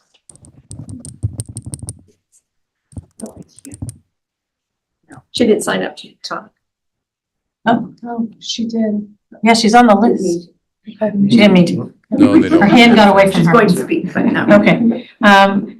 They know better than the parents. Kiniana Tinkham. They're arrogant pieces Did I of shit. butcher your name? Oh, perfect.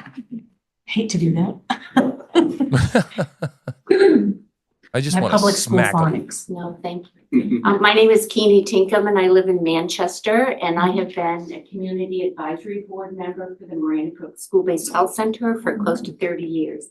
I'm really proud of our school-based health center and all that it has done to serve our children, our educators, our staff at the school-based health center within the district, and also our families and our community at large.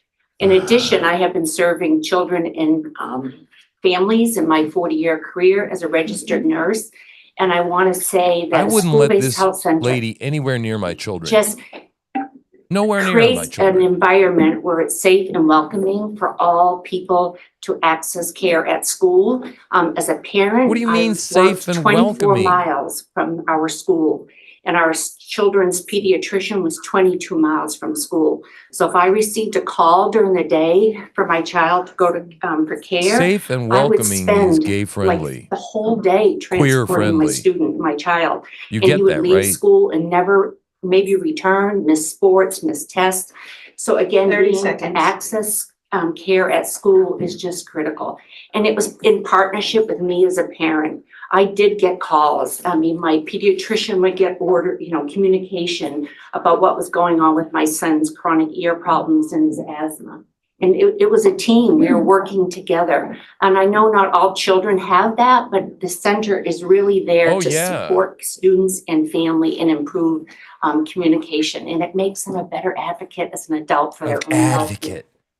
That's language. Thank you very much. That's a red flag language right there. Alan Sarvinas. Damn commies. Oh, Amber, it's Good evening, horrible. Chairwoman Flesh. My name is Alan Sarvinas. I live in Topsom. I also represent parents' rights in education here in Maine. For the last 5 years, I've dedicated myself and others to working with school boards, school board members, superintendents. I've had a superintendent call me at 6 o'clock on a Friday night to vent about his district. Okay, so there is a way to get along and there is a way to listen. In the last 5 years, I have not seen the public process thrown out the window like just happened here. Yes. And that's why we're Yes. upset, Yes. because it's disrespectful. Yes. There's no process, there's Yes. no policy, Yes. there's no contract. Yes. And considering there's a lawsuit in Fairfield right here in Maine because they didn't tell parents, they were sending a little girl home with a clear plastic baggie with drugs in it. Yes. The ones you put sandwiches in usually, this one had drugs in it in a book bag that the father found. Yeah. So yes, there's a concern with people in the district that the public process would allow you to ease their feelings. But instead you said, no, Wednesday before Thanksgiving, let's throw this agenda item out there. Yep. Maybe we'll get it in pre 30 Christmas and go seconds. home. I guess that's what it is. I mean, you tell me, I've never seen it.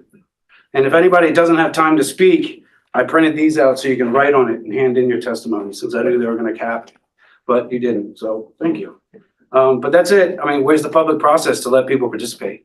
Parents have lives. The process is supposed to be slow, so Yes. we can participate. Deliberately. Thank you. Thank you. Yay. All right. Oops. Yeah. I'm Mike Soboleski. Mike Soboleski.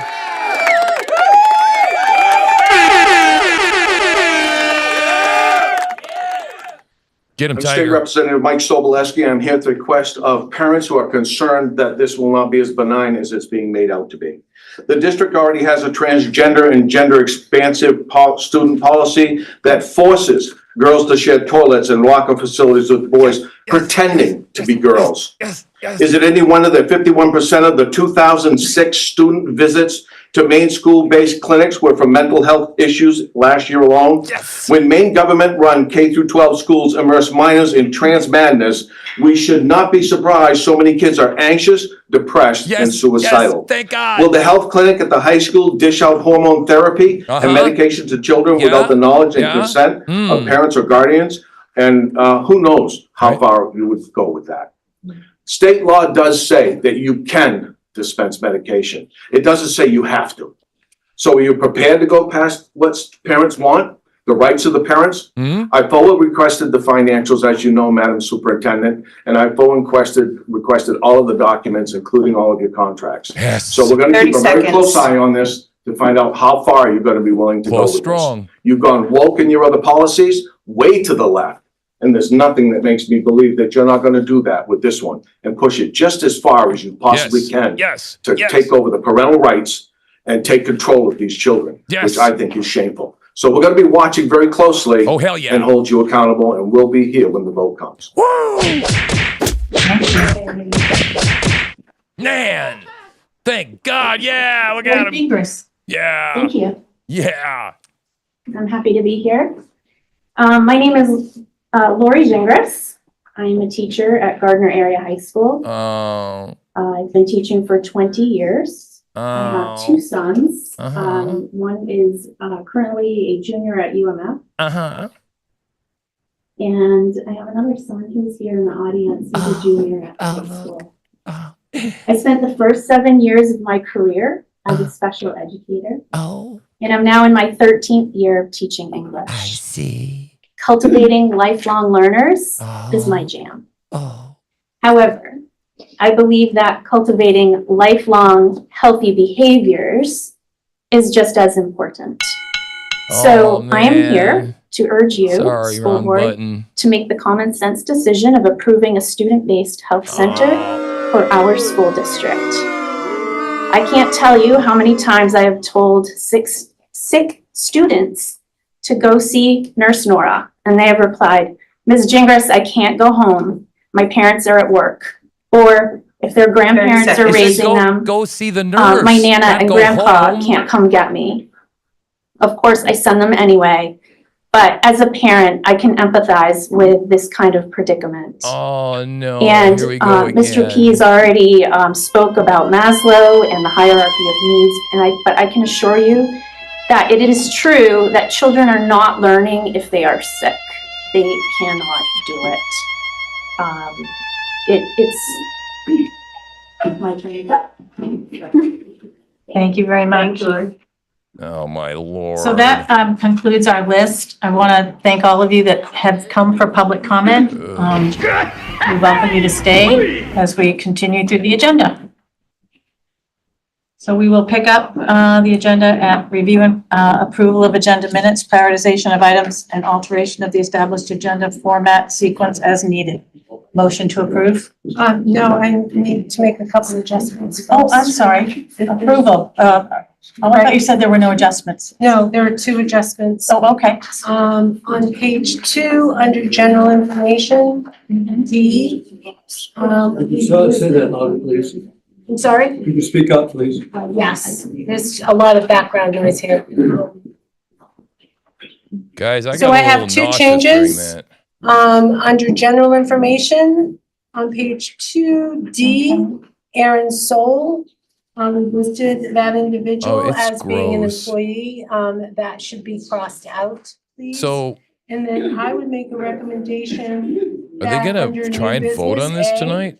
the discussion regarding health clinic. Because it's At the later, high school be moved. like at the end. To prior to recognition and celebration, in recognition of how many people are here this evening, to give them the opportunity to hear the conversation without having to sit through the rest of the board's agenda. Yes, Alvin. Yep. Motion to approve those. They don't feel I safe. just wanted to say something about last week's meeting. They need a welcoming clinic, something that's Okay, we're not there welcoming to yet. them Place. Let me know. Different place. as they run in fear from their Neanderthal modifications to this parents. agenda. Okay. Second by Linda? Yep. Okay, all those in favor? Motion carries, or was there any dissent? Well, Sean did exactly what he said he did. Right. He made a motion to let the rest of the people Approval of speak, tonight's and he did what he agenda. said he's a Motion man to of his I'd like to word. make a motion. Okay, I'd like to, on page 2, under the section 10, Roman numeral 10, item A, I would like to remove the word approve from that, approval from that discussion. I would like to have the information presented to us as has been planned to do. But I would prefer that we not take a vote tonight to approve or disapprove of it. And I've made that motion and I'll wait for a second and then I'd like to stick to it. okay, so we have a motion and a second to remove the word approval. To remove the action of approval from tonight's discussion on that issue. We're gonna have a presentation, which I would love to hear. Yep. But I would prefer, and the motion is that we will not take a vote to approve it at all. We will wait. Okay, so we have a motion and 2 seconds. I would like to speak also to my motion, Right now? if that's Is that- available. Sure. Okay. In view of, I mean, all of us on the school board have received, I'm buried in emails. And it's obvious that this is not a complete sell to everyone. You have a great group of people that are for it, but obviously a great group of people that are not for it don't fully understand it. And I think, delaying this another month or even 2 months is not gonna hurt anything at all. Get some more discussion out there. Let's hear the presentation tonight and get all, that I do wanna hear. But I think it would be in the best interest of selling the product to, so to speak, to wait and not drive it through the night. This is a little faster than it should be. Yes. And I think it would be in our best interest, if you want it to work, to give it a little more time. He's proposing delaying it. Sure. Yes. That guy The on more the we left, wait, the old guy. as we're going into flu season, the longer we're gonna have to wait for children to have access to care. Oh, here we during school go. time. This No, won't happen immediately. It'll be what are you gonna set this clinic up in like overnight? To take effect in 25, 26. Yeah, 25, 26, Again, we haven't heard the stupid proposal. woman. true. So, Oh my God, I'm that's on okay the with school making board, the guys. vote tonight to pursue the approval, and so I wouldn't support that motion to amend the agenda like that. I went to the meeting back at the end of Oh, he wants to push it That was through. well advertised and I think well attended and had a lot of information. I think there were several of us there. Mr. No Scrotum. Yeah, there's also been other information about this coming out, so this isn't necessarily a surprise to me. I think it's been well advertised and well promoted. And we've heard we've heard a lot of views, and You think we're ready to go? And we'll have even more information to make that decision on tonight. You didn't answer anything. You didn't answer the questions. With that, so I would not adjust the phrasing of that. Whose Jeff, purse up then there? Do I is have his hands balls over? in? Okay. You've already spoken, Jeff, so I'm gonna go over here to Molly. Which Were one they- of them women has his Okay. testicles in her purse? Michelle. I want You tell me. to address the fact that there was a presentation at Johnson Hall, but it was explicitly advertised as not an MSAD11 event.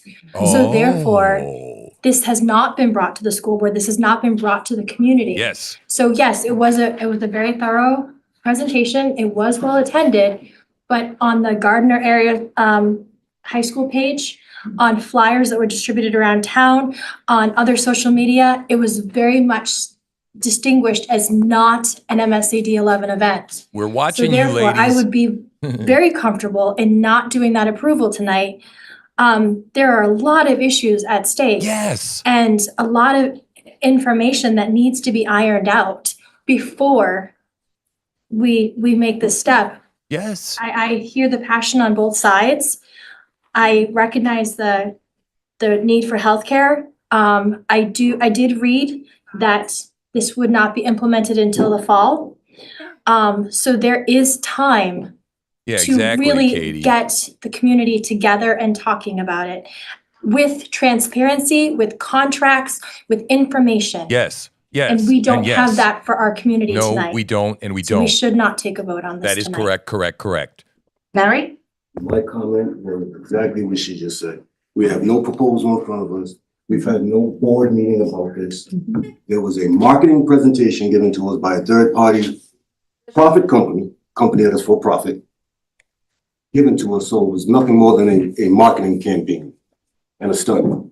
They're actually a nonprofit. I want to be careful. I want to be careful because we have not shown caution when we've talked about this, especially on social media, and I'm going to stop there with that. So the flyer that I seen said that they have a sliding scale. So you need to hear the presentation. I don't want to cut you off, but you're Yeah, not, but you're cutting him off, you bitch. you're not giving an opportunity for the people that are here to present. And accusations are very hurtful. Your words hurtful. matter. Who are you to cut off the black man? So right now, we are discussing whether to support the motion that's on the floor. Correct.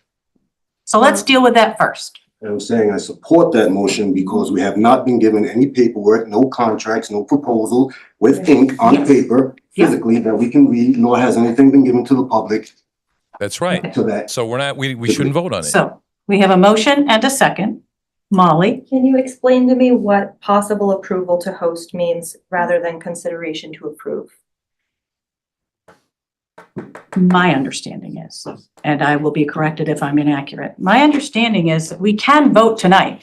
The board can decide to do what it wishes to do. The board can proceed to start a health clinic in the fall. The board can also decide that they need more information. You guys can listen, I hope you will, listen to the process and to the program that's going to be presented to us. I haven't heard it. I wasn't able to be at it. I'm not jumping into anything. I'm trusting that we have asked competent people who have offered to do this for us. It is not an MSAD11 sponsored event. That's accurate, Michelle. It was not. This is something that was brought to us from the outside to operate within our school. It is not ours. Point of order. And so Point of order. the chair gets the point of order. When I make a point of order, that's what has to be addressed. That's okay? not true. That's The the chair Robert's is Rule in of charge Order. of the meeting. So Jeff. you need to take lead of this conversation. Sure. So, I would like to let Molly finish, if that's okay. No, it isn't. I've made a point of order, and under the rules, you have to address that point. Okay, what's your point of order, The point is that you are facilitating the meeting. You're the chairwoman of the meeting. You're not supposed to pontificate. You're supposed to call on others and allow them to speak. You're speaking and not allowing other members waiting to speak to have their say. I would ask that you would limit your conversation so that the people that are holding their hands up get to speak. That's my point. Thank you. Good job. Molly. Given that it is a community proposed clinic, and the meeting that was held was a community proposed advertised opportunity for presentation. This is the first time the board is hearing the presentation.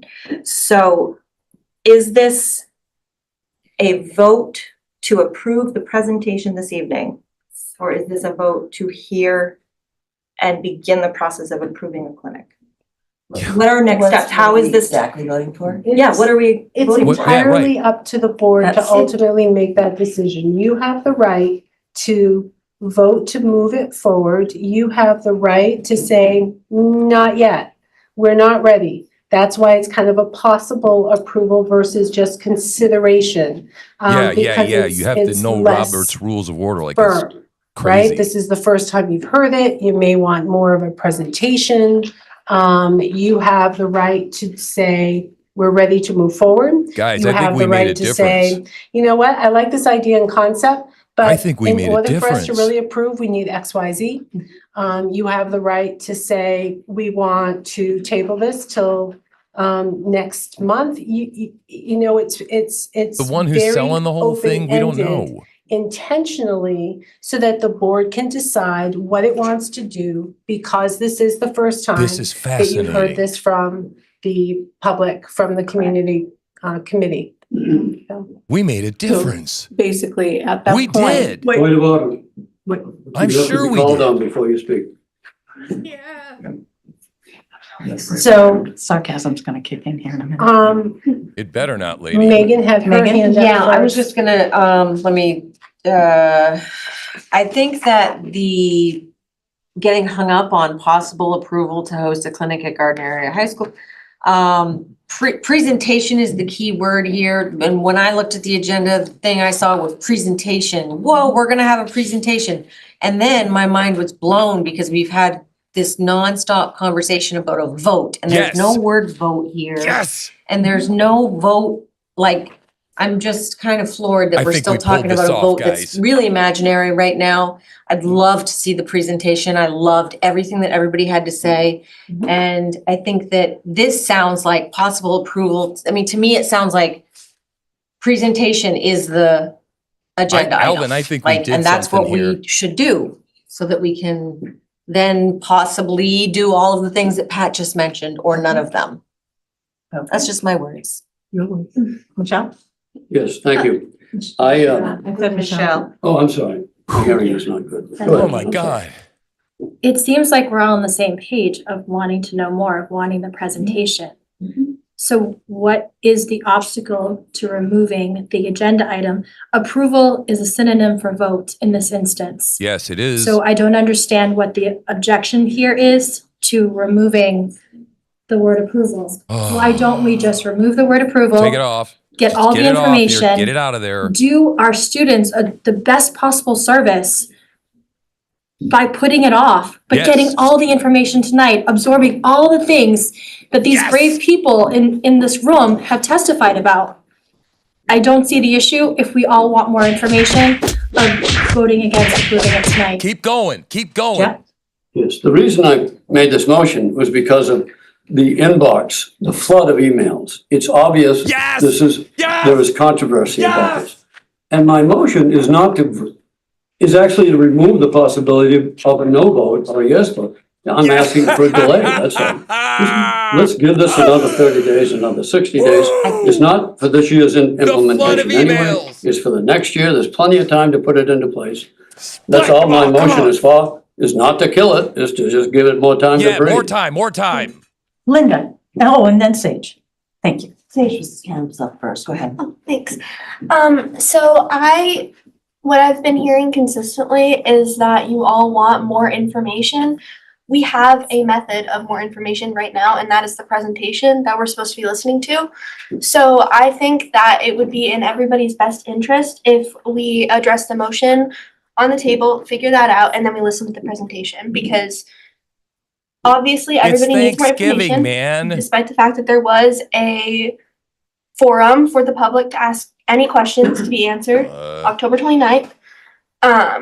So yeah, I think we need to be listening to that presentation right now, because these are the people that know what they're doing, so.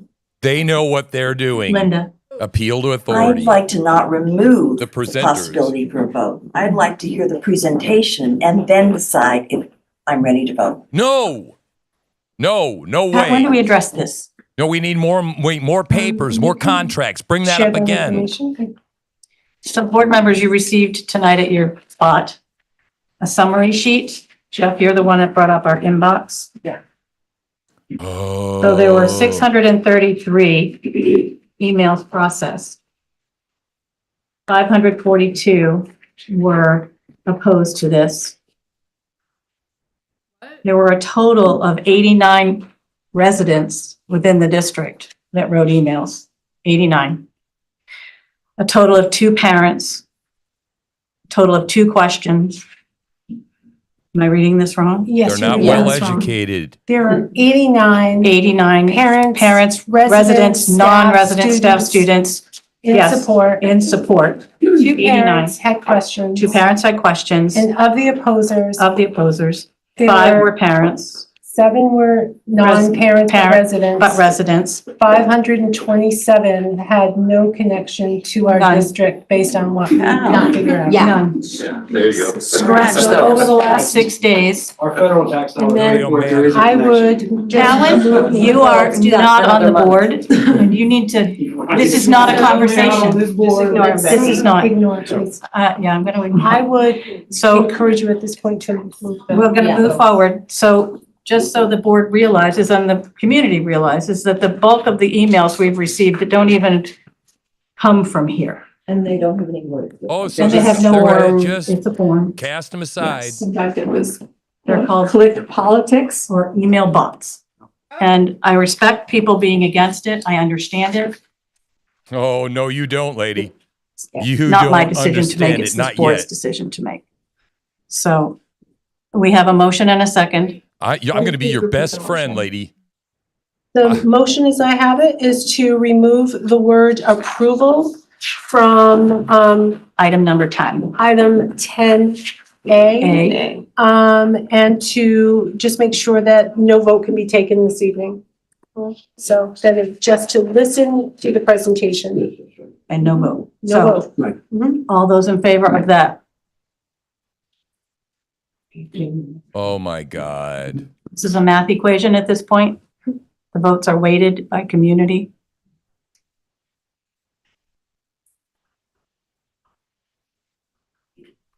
Okay, 4, okay.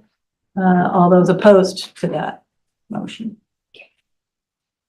Oh, gee. Anyone abstained? Then, I abstained. Okay.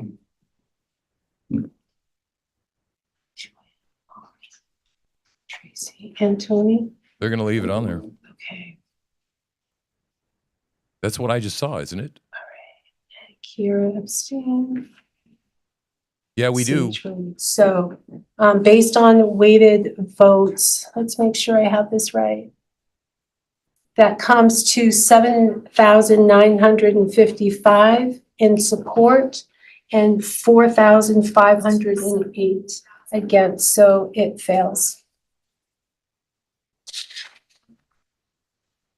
So we're voting tonight, Okay, then guys. back to the agenda. Wow. Approval. They're of voting the tonight. agenda. So moved.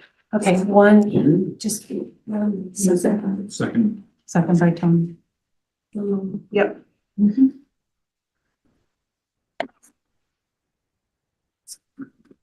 I believe any questions or comments have been addressed at this Who made point. the motion? And Tony. And Tony second. Yeah, of course you do. Miss Lady in the Green, who never said anything. All those in favor? Hey. Opposed? Abstain? Oh, this is pathetic. To approve the agenda. That lady in the green Okay. sweater carries that lady on her left with her books. Okay, approval of minutes of previous meetings? Had a comment. And we have a motion We're going to first? listen to the presentation and then they're going to vote. Moved by Tony, second. By Molly. Oh, thank you, Molly. Questions or comments? The regular school board meeting of November 7th and the special school board meeting expulsion on November 21st. On Wow. the regular school board meeting.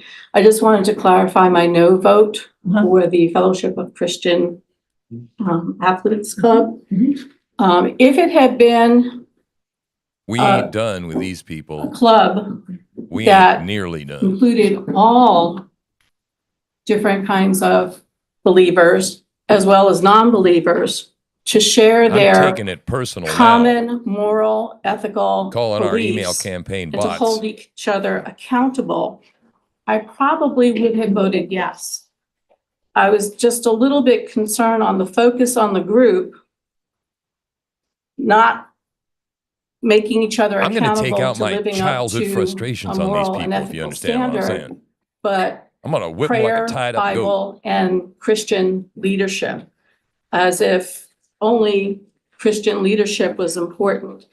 And in follow-up comments regarding other clubs that were more inclusive, one of the board members indicated that you had to be of a certain mindset to be included in another group, the school gay straight alliance club. And so I'm just a little bit concerned that athletes that are LGBTQ might not feel very comfortable This is a total joining scandal. in that particular fellowship club. And that's why I thought it was rather And that's exclusionary exactly the way I'm going to and be. not an interfaith plus non-believer ethical club for leadership and keeping people accountable. And I just wanted to clarify that. If it was an interfaith fellowship of athletes, I would have approved it as long as they welcome non-believers as well to share the common beliefs and morals and virtues that we all want them to have. Of course you do. I just wanted to clarify that. Of course you So want them to that's have where- their virtues. We'll move on in just a Lion second, sack but of that's where a turds. greater presentation would have been helpful. Yes. For us to, sort of like this, to have more information from that particular club, so we would know Who is this how to blonde lady, proceed man? better. So Joanne, thank you. I appreciate you clarifying that for us. I'm sorry. We did get a presentation from the Fellowship of Christian Athletes. The gentleman was very passionate in what he spoke about. He never said it was exclusionary.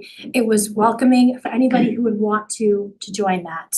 Yes. So we did have We an want gay adequate people to come to presentation, Jesus and too, we passed dummy. it because under civil rights laws, we are to welcome that group in as well as LGBTQ. Yes. So we did have an adequate presentation on that. I'm glad you thought that.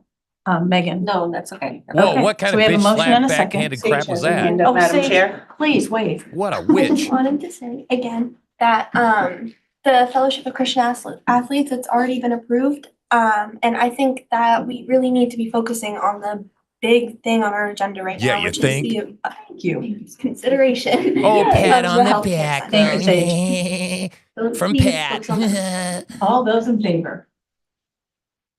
Oh, I'm sorry, I missed that Lord. motion. Can you repeat that?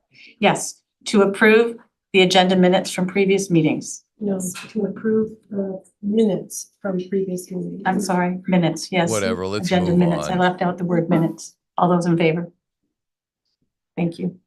Gotta keep the glasses on or I'm lost. Okay.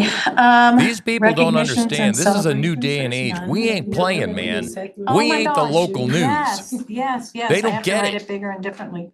Okay, now They don't it's get it time that I for got our nothing to do but presentation. sit here all The freaking moment day we've all long been and waiting stew for. about shit. Do crap about crap. Oh. Hi, everyone. You ain't never met a motherfucker like me. So my name's Deandra Staples, and I'm the Assistant Director of Operations for Health Reach. I'll beep Community that Health out later. Centers. We I'm are a pissed. federally qualified health center, and we are a nonprofit organization. So the presentation that I'm going to be giving is actually right in your set tonight, so feel free to follow along. The mission statement for a school-based health center, I'm just going to kind of read through it real quick. The mission of the proposed school-based health center is to keep students healthy in school and ready to learn.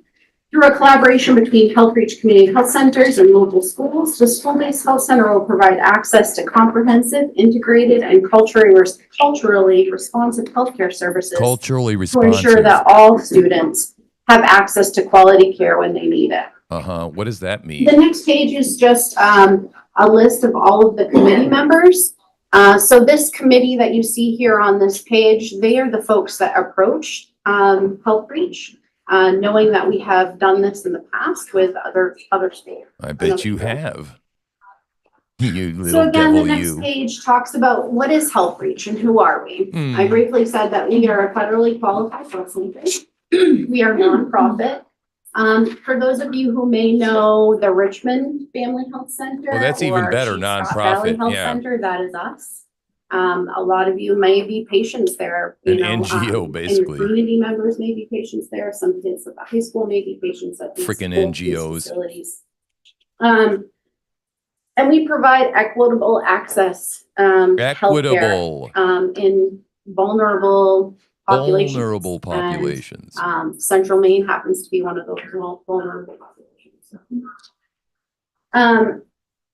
We provide several services. Not only do we provide primary care services, behavioral health, we provide dental services, substance use disorder treatment, osteopathic manipulation medicine, podiatry, connector services to outside resources such as SNAP, transportation, What's main going on? care. That's not me, boys And we and girls. provide care management as well. So for folks that have more chronic conditions, that sort of thing. But pretty much think about your own What are they primary care doing? office.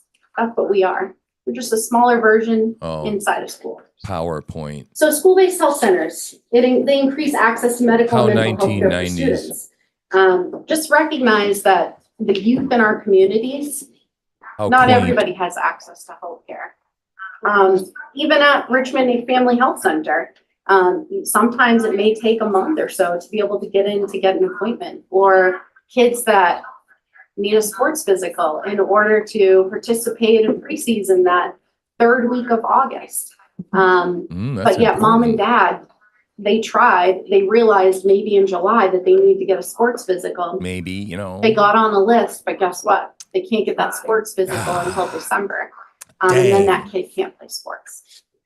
So this innovation brings healthcare services to the school, makes it more accessible for students and staff. It provides convenience for parents so they don't have to miss work.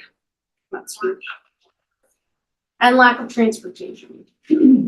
So a school-based health center is a partnership with a school. So it offers primary care services provided by a medical provider within an office setting just inside the school. Primary care. The goal is to bring accessibility coupled with convenience to the students and staff, like we talked about before. Appointments can be before, during, or after school.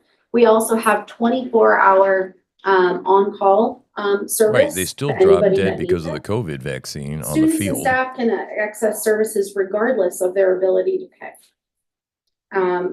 This reduces missed class time for both students and staff. It reduces truancy, and it's conveniently located. It provides all the same services that you would get in your own primary care doctor. There's approximately 3,900 school-based health centers in 49 states Don't care. throughout the United States. Don't care. There's currently 27 school-based health centers in the state of Maine. Some of them that more geographically located close to you, it would be Coney, Lawrence High School, Maranacook, all of the Greater Portland Health, Greater Portland schools, Bangor, all the Brewer schools, Nokomis. So several schools that you're familiar with. So for those of you that can't see. Oh, there's your gay flag. There you So go. these are just some photos of inside Welcoming. Lawrence High School, Do you which is feel where we welcome? have our other school-based health center. We've been there now for 4 years. It's been extremely successful. But just to give you guys a little visual idea of what a school-based health center looks like. Are we breaking Again, news you here? see Has here a anybody ever waiting area, broadcast or seen you these see a pictures reception before? desk, and off to the left, you Oh, have an look. exam room, just like you would have at your own primary care Spread office. 'em. Where's We the have a full stirrups? service lab. So this is super convenient for teachers. They come Super and do their lab convenient. work with us throughout the day. They have orders from their This own is a doctors, or nightmare. maybe we are their primary care provider. That's an option too. Oh, they can make them a primary Kiddos care that need provider. blood work done, full service lab, they go out the same night. Results typically, depending on what the test is, they'll come back within. Why do you need all within the this to next day. solve the sports Um, physical problem? Yeah. Exactly. Those are some more. And there's another slide. Why That's do you just need another, all of view this? The waiting area. Look at this place.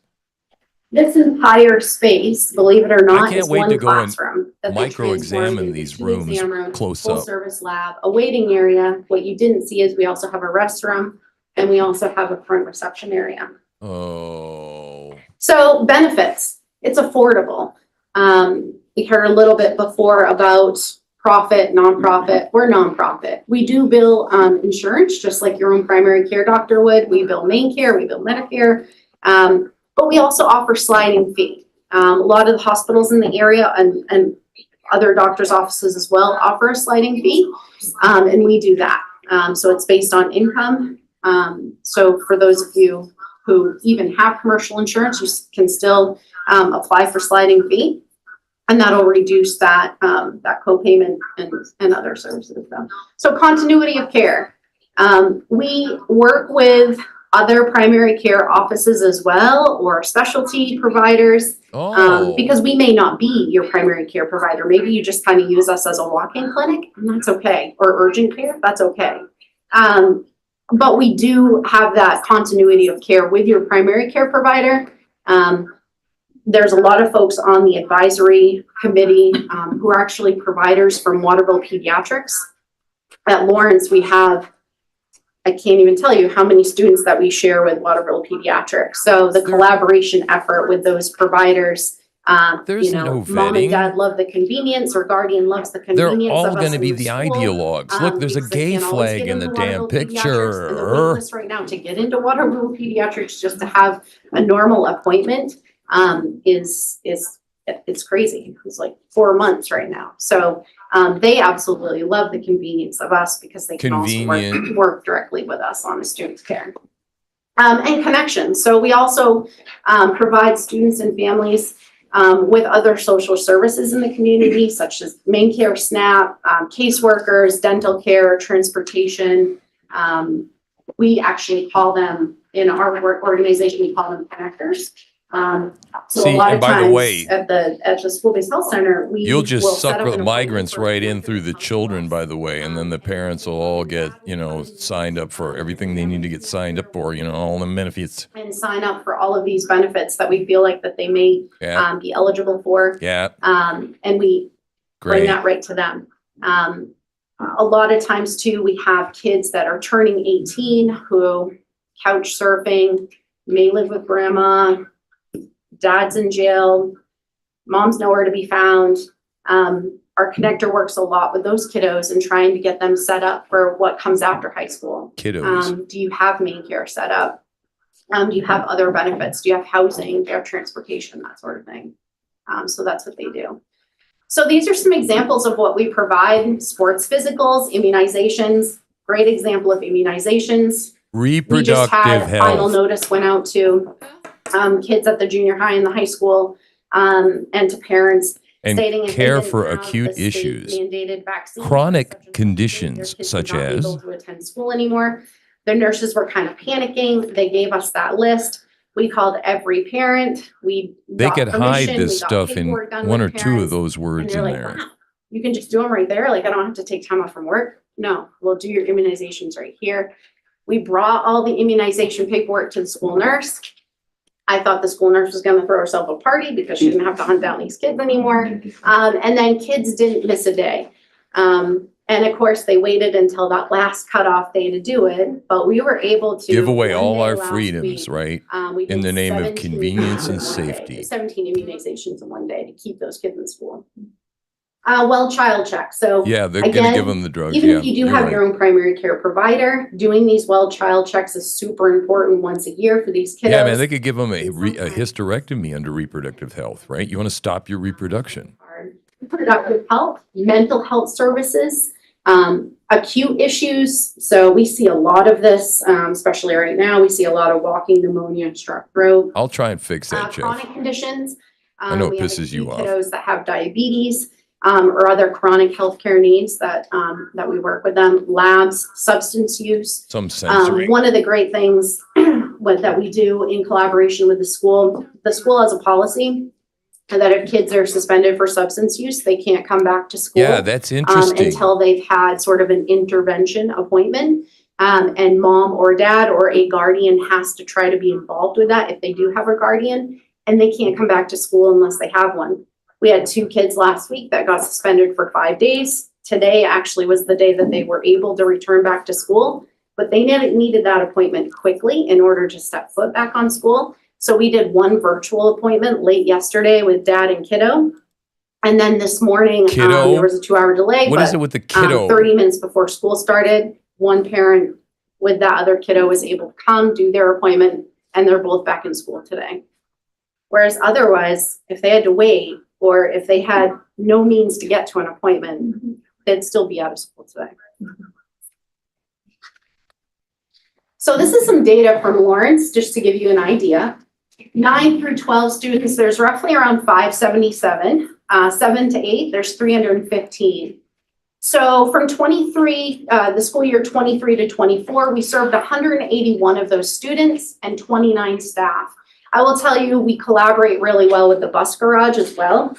A lot of times they'll hire new bus drivers, but to get a DOT physical, sometimes can be a long wait. Sorry. That's something that we do as well. We're able to get the DOT physicals done.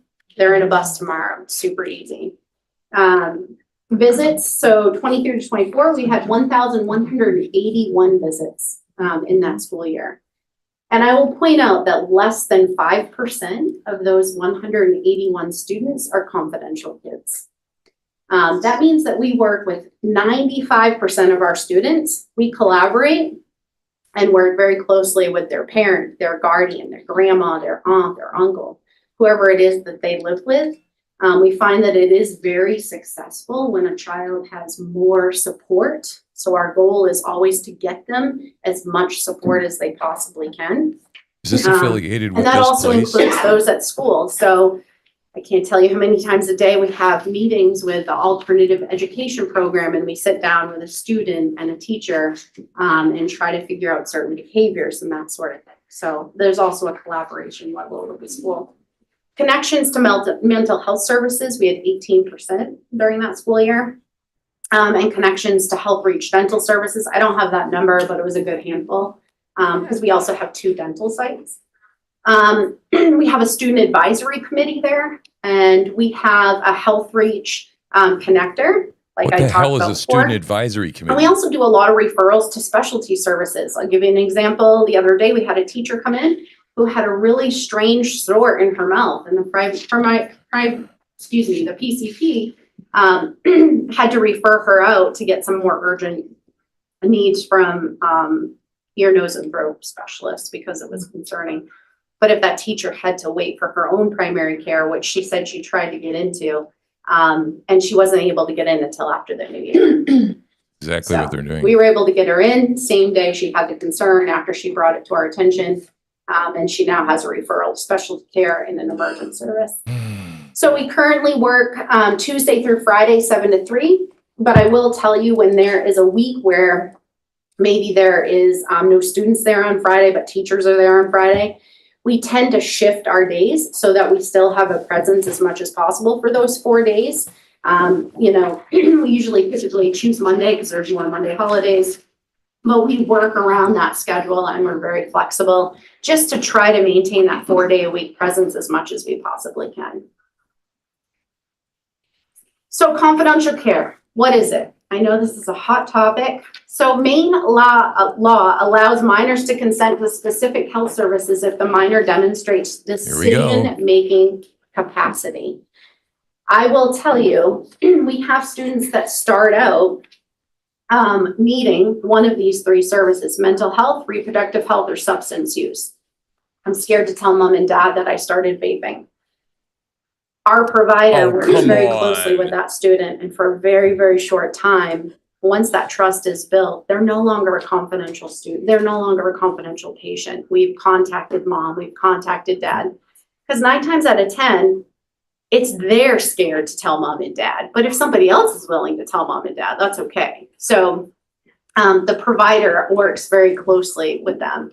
Now, we talked about that 5%. Well, that 5%, those are students that there's other issues going on at home, or maybe there is no home. And they're a confidential student because we don't know if there's a mom or dad. We can't get a hold of a mom or dad. What? So are they those are the talking 3 about? things that we can treat for on a confidential basis.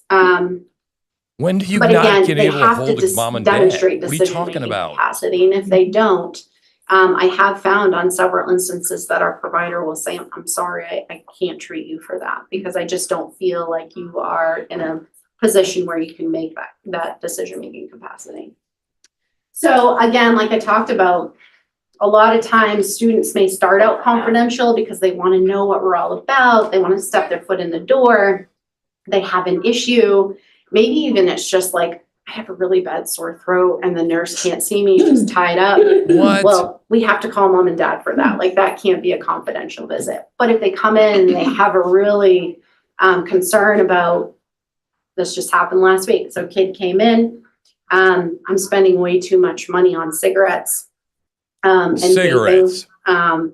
I want to stop, but I don't want mom and dad to know. You Mom gotta and be dad not kidding know, me. You know, because she built that trust in a couple of visits. The provider made sure that she saw that kiddo every other day to keep an eye on them, to try to build that relationship. Now mom and dad know. And that's super important Oh, because it's all always when a kid towards decides that getting they mom want to and do dad to something know. about something, Liar. you can't wait. That decision is in the moment, right? And if you wait a minute, it'll probably be gone tomorrow. So medications, we had some concern about that, but medications, they're sent to the pharmacy just like your primary care provider would do, right? Right. Medications are picked up by parents. And sometimes we'll actually have parents say like, hey, if you're going out, can you go pick this up for me? I can't make it. We are willing to do that for parents, but parents know about those medications. Oh, of course they do. They go through their insurance just like they would from your own pharmacist. That's all transparent for parents. She's lying. I know she's lying. So in terms of understanding what is the agreement between the district and Health Reach. Keep in mind, again, the advisory committee, they approached us because they heard about our success. Keep in with mind, you Lawrence came High to School. us. We have other federally certified health centers, like I mentioned before, across Think the about state that. have school-based health centers as well. And the luxury of that is that Luxury. we go into it with a memorandum of understanding. It has outlined all of the legal language that everybody, both parties need to know. And that's something that would be presented and signed off on and all of those things. Later. But that's later. pretty routine. It's just like a memorandum of routine, understanding that right? the district has with Yeah. the main dependents for tobacco dependents. Or mainly little- dental. You guys little have the same kind of memorandum detail. of understanding with them. Other entities like the main general sports medicine, same kind of thing. It's the same thing. Yeah, routine. So, yeah. Yeah. Yeah.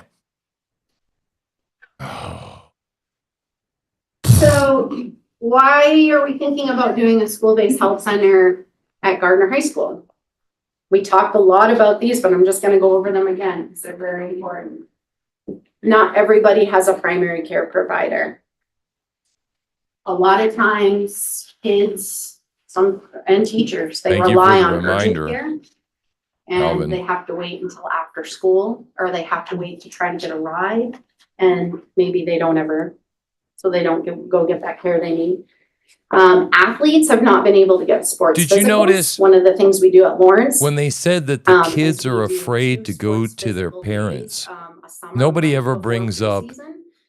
And so maybe it would be a good idea to encourage the child to go back to their parent and tell them what they've been And doing. those days we are busting at the seams, trying to get like 20 some odd Is that too kids much to ask? so they You can make encourage that them to do first that? Why, tryout of on course it Monday. is.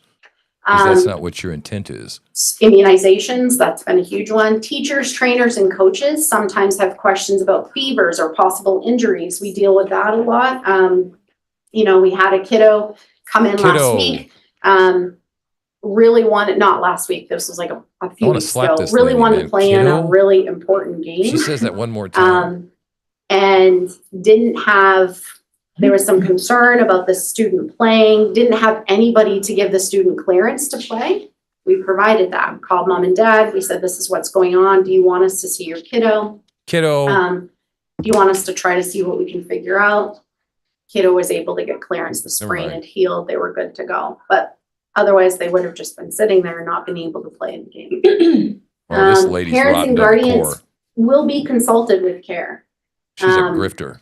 Sometimes we may call parents beforehand and say, hey, your kiddo came in, they're complaining of a sore Kiddo. throat. Are you okay if we look at your child? Sometimes we get the verbal consent first and we send the paperwork home and we track that and make sure that it comes back. We've done that a lot. A lot of times too, once we've established relationships with parents and kids, a lot of these parents, and I know this sounds very sad, but they don't care to know. They don't want to know. they're good, they sign the paperwork, do what you need to do. But then you have other parents who want to be super involved. We have parents that actually come to the school and attend the appointment with the kid. That's totally fine. I'm gonna kind of talk to you about a typical day. So I chose this day. I've been at the health center quite a bit lately. And I chose this day because this day just happened. And just to put it in perspective. So we started the morning with a dad and a stepmom coming in to sit with a student and the provider, because the provider kept getting sent down to the principal's office. There's been some distraction issues. We already know that the child has been diagnosed with ADHD, but there's been some concerns with meds. So we were able to call mom and dad and say, hey, we have availability tomorrow before you go to work. Do you want to stop by and have this conversation, or do you want to join us virtually? They wanted to stop by. It's great. So our day started out with that. We also treated 3 cases of walking pneumonia. We heard somebody say that earlier. It's going around like crazy right now. Then the provider had an appointment with a student who has diagnosed ADHD and meets with the provider quite frequently because they are on medications that mom and dad are fully aware of. Then after that appointment, that parent likes to just have a follow-up. So we always schedule a block time for the provider. She actually calls the mom during the mom's lunch break, and they do a virtual conference and just follow up with, hey, this is how the appointment went today. This is what I suggest, you know, that sort of thing. And then we ended up meeting with a teacher. We talked about that unknown sore in her mouth. Yeah, it's and we were driving able that to wedge refer her between the to, kids and the parents, an emergent Kianga. ENT. And then we had the janitor come in. We are actually his PCP, and he came in with an unknown rash. And we were able to treat that. It's very uncomfortable, but he didn't have to miss his shift. Hope it's not gonorrhea. We had a meeting that afternoon with the, they call it the LEAP program there, but it's an alternative education program. And we have several patients that we collaborate with that program. So they had a meeting between the provider and one of the LEAP teachers on a particular student because there were some concerns. And then we did a DOT physical because they had just hired a new bus driver. There was an open route. And they didn't Yeah, have you know, anybody. why shouldn't we be So paying they for needed it, fucking like, physicals today. for our We were able to bus do it bus right then and drivers? there, so that the bus driver could start tomorrow. Isn't that great? We had a kid with strep throat who didn't see us originally for strep throat, but the school nurse let mom and dad know that, hey, they can come in and see us, even though they went to urgent care to get diagnosed for strep throat, but it wasn't getting any better. We were able to still get all of their information from the urgent care visit and treat them for a follow-up of strep throat. She had to prescribe some more antibiotics. Kid was on his way back to class, good to go. We talked about those 2 kids getting suspended for vaping. We were able to get them in, one that night and one the next morning, so that they could get back to school. Because that's their policy at school. So that was a typical day. Wait a minute, what happened? Again, in that typical day, all of vaping, all and then they're back parents at and school the next guardians day. What the meet hell with happened? every visit. Wow, they're flying through this. I don't even Again, know we what talked the about hell is connections going being on. made to outside They're blowing resources through and this such. shit. So one of the big hot questions. So what financial responsibility does MSAD11 versus Health Reach have? Oh boy. Honestly, MSAD11, they have a space already. They pay for electricity in that space, the janitorial services in that space, which is just the floors, the bathroom, and taking out the trash every day. They pay for internet access in that space. So there would be no additional expenses for MSAD11. The space renovation, It's the free. current space is actually a great space and doesn't work. But that space renovation, the community advisory Jennifer. committee has one grant through Maine General, and they're working on another one, I believe, or something else, but they have grant funds. Why the that hell are- should the are set aside principal for have a that. freaking So clinic there's no down the tax hall? implications for the school, But we and there's pay for no it. ongoing additional costs of any kind for MSAD11. Bullshit. For Health Reach, so we provide the employees.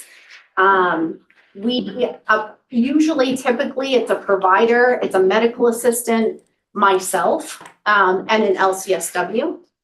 So currently, right now at Lawrence, They just found us a space close by to our health center where they want us to employ a full-time LCSW and Chambro. put them in that space so that they can That see name's really kids. Because familiar. right now what we do is we bring kids down to the health center, we put them in an exam Find room it. with an iPad, and they virtually have an We need to look appointment up with an this lady's LCSW skirt of with ours at one with of a our other magnifying sites, glass, whether guys. it's Richmond or Sheepscott or Lovejoy, wherever it is. So that is going to be just a better situation for them because it's going to be more face-to-face time with an LCSW. It's great. Get on it. I So can't we do everything. take care of all the operational expenses, Find supplies, out the information. I'll report services, it. referral staff. So if we had to have one of our connectors come in, set up parents with services, or maybe a kiddo with services, Kiddo. we take care of that. We bill commercial insurance, we bill Medicare, we bill main care. Yep, We yep, yep. offer Sure that you sliding do. fee, which is super important. Super. We offer it to Mhm. everybody, whether they have commercial insurance or not. Even teachers, some teachers, they have Anthem, Blue Cross Blue Shield, just like every other teacher in this state. And some of them, they still qualify for sliding fee. Any other expenses related to maintaining the school-based health center, we take care of all that, all the equipment, everything that goes along with that. You don't it's have our to worry about responsibility. anything. And we also provide the financial stability to continue services. So this isn't just a short-term plan, it's a long-term plan. I'll make a Because transcript once of we it and I'll establish have those Rock count it. relationships with kids and staff, it's super important to keep them. It still amazes me to this day that we've been at Lawrence for 4 years and some people just didn't know we were there. You know, we engage in teacher orientations and parent teacher nights and all of those things. We're very visible in the community. We go to the football game, set up a table. And it seems like every single time we do that, we still have people coming up to us. Oh my gosh, this is fantastic. What do you mean? My kid can just come see you? And yes, anytime they need to see us, they can come see us. Well, this is great because If you my know what kid I'm has been saying, wink, experiencing some knee nudge, pain nudge. and I can't get him into the doctor. He's on the football team. Are you guys able to see him this week? Give me a break. Send him by tomorrow. No You'll see way. him. Come on. So It's a just bullshit lot of- story. It never A lot of happened. convenience goes into that. So the next few slides, I'm not going to go through them. You guys are familiar with the MINDS data. This is What? data that every 2 years the school students take the survey and it compiles all of this data just to show you the overall need that this community, this is against Gardner data, but in this community, how much the need is, it's huge. To be able to get access to these services. I think we heard a lot about this tonight. There's some great presentations or talking points I heard like. Yeah, you can just blow officials, right whether through they were these, school but we're going to get a counselors or, chance to stop them and teachers. freeze them and And read them. Those are the people we should be listening to and the students, because they're the ones that spend all day with these kids. They know They what know they need to stay healthy. better than you. So I think it's really important to listen to them Listen to them. because they get it. They get it, I will man. tell you, after spending as many days as I have recently at the school-based health center, sat down with a kid, the provider asked me to just go through a checklist with the child. And I sat down with this kid and her willingness to want to get better just blew me away. I called mom, called dad. I said, kiddo's here to see us today. Are you okay? Yeah, sure, no problem. Kid sees us regularly, but it was time to update this checklist of information. And I sat down with the kid and I said to her, I said, what's one thing if you could change in the last 30 days, what would it be? And she said, not watching my mom die from an overdose. Oh, And I thought, I was not expecting I that. got to play it. And I'm sure that the provider knows that, but it really set me back because this is a safe space for her. During the day at school, she struggles staying in class, and sometimes she's found hiding out in the bathroom. She has a lot of trauma that she's dealing with every single day. But we work very closely with the vice principal to go and find said student, bring her down with us if she's having a rough day, talk to her, we fill in mom and dad, stepmom and dad. You know, she's back to class. Sometimes Here, the provider his actually aunt walks does it. her back to class, which is, I guess my point is those connections, until you actually experience them with the kids that need them, listen to them because it's there, so. And that's the presentation.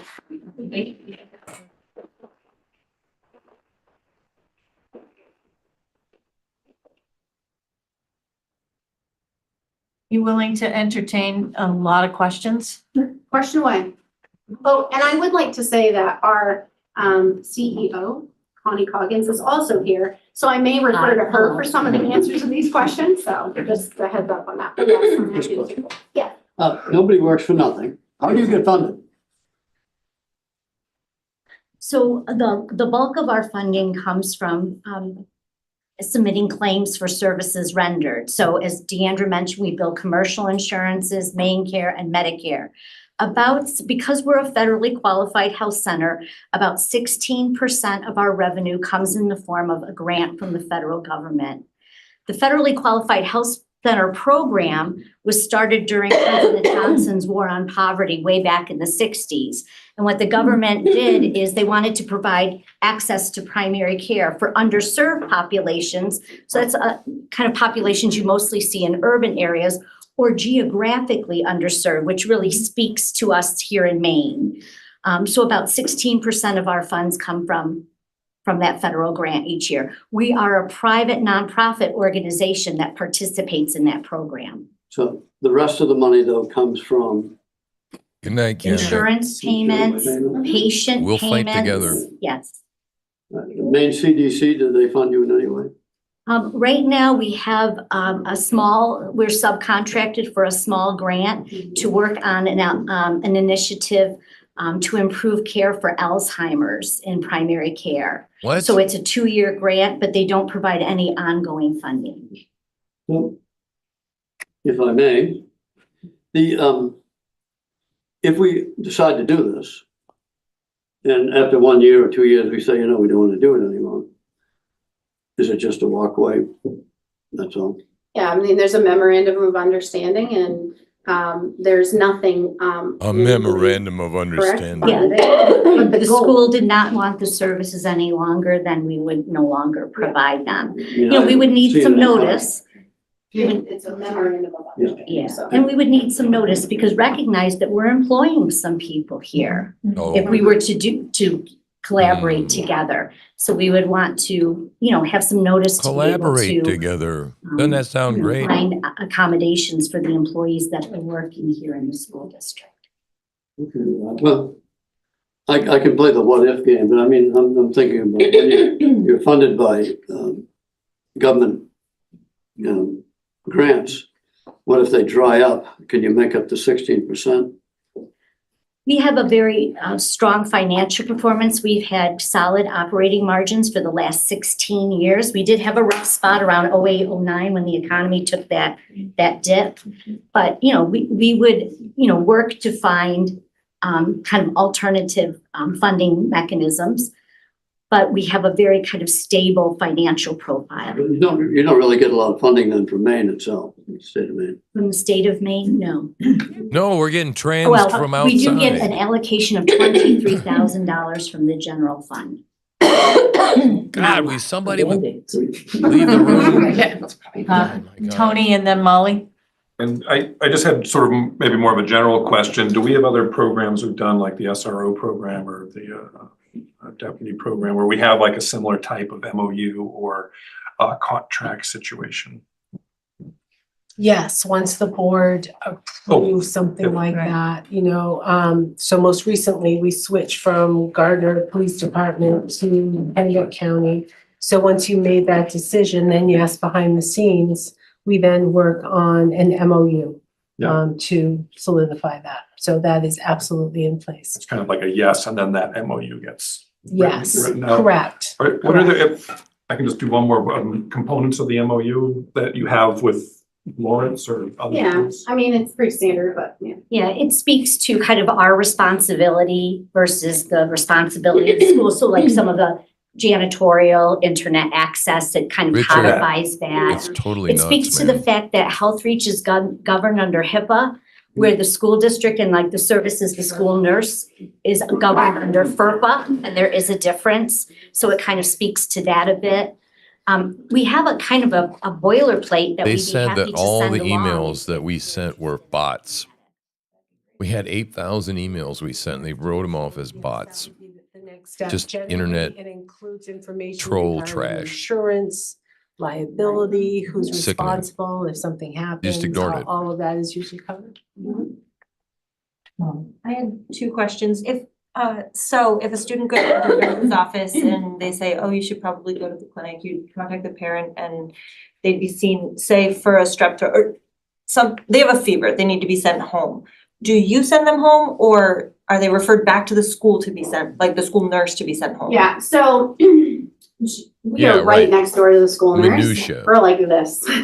So, if she realizes that it's something more than she can handle, like a Band-Aid or whatever it is in the moment, and that Yeah, kiddo. we're wasting time here talking about this. Not just sending them home is gonna do the trick. They may need like an antibiotic or something like that.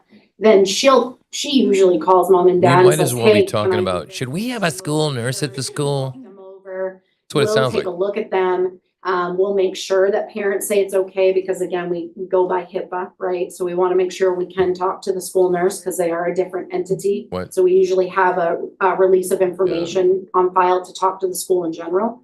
And then we'll see the kid right then and there. It's like a warm handoff. And A warm the handoff, vitals, I all the bet. things like you would in your own doctor's office. Then if the provider felt like they needed an antibiotic, we call it in, we send it in. Usually provider calls mom or dad right away. Says, hey, this is what I did. We can actually provide a space if mom and dad can't come to pick up the student from school. We've done that several times because we know transportation is an issue, but we don't want them back in class because they are technically still contagious. So we have a space that we put them in, and it's a monitored space by the school nurse and ourselves, where we just watch the kid for the day until mom or dad can get there or until they can get on the bus. We give them a mask, like if it's strep or something. But yeah, so we coordinate all that with mom and dad. Okay, and I just had one other question. If a student is sent home sick and they're not able to go back the next day, but you are the PCP, do they come and see you still at the school? If they have to have a follow-up visit at the school and then Yeah. they're sent home again? Yeah, we just did that yesterday. We did actually. He walked to us because he doesn't have any other See? resources at home. People got He to walked ask us questions and even he was before that the hidden vote. example of that, See? had and it You was with it? continuing, It was just getting worse, so yeah, they do. This is the public comment part is over. People have gone home already. I'd like to clear up some discrepancies first. Becky, you stated that the health clinic came to us, but you stated that we came to you. So I'd like to, what is that? Oh yeah, we're catching all of it on camera, The Richard. advisory committee approached us about They're ramrodding it being through. the health center inside Lawrence High School. And we worked with them to collaborate that effort. We started back April. And we've been meeting with them ever since. And I can't speak to what she was saying, but I think Yeah, there was a motion to table this it. group then went to the school board, if that makes sense. Okay. Have you already been in the facility to determine what It was space you overruled. would be using in Gardner Area High School? Yeah, we went and toured the high school just to see what the options were, because when they first approached us, they wanted to make sure that it was even Is this the possible president, in the CEO space that they had, lady? which is the current nurse's think it is. office. And yeah, so we toured the space. Yeah. When was that? We met several times. Exactly, Jeff. Over the summer. They're As hearing an the dollar advisory signs. committee. Yeah. Well, it was before we engaged a bit. I gotta get a probably in May. cha-ching sound, right? Yeah. Cha-ching. Okay. I'd like to speak to Ramsey's Tripp's comment of,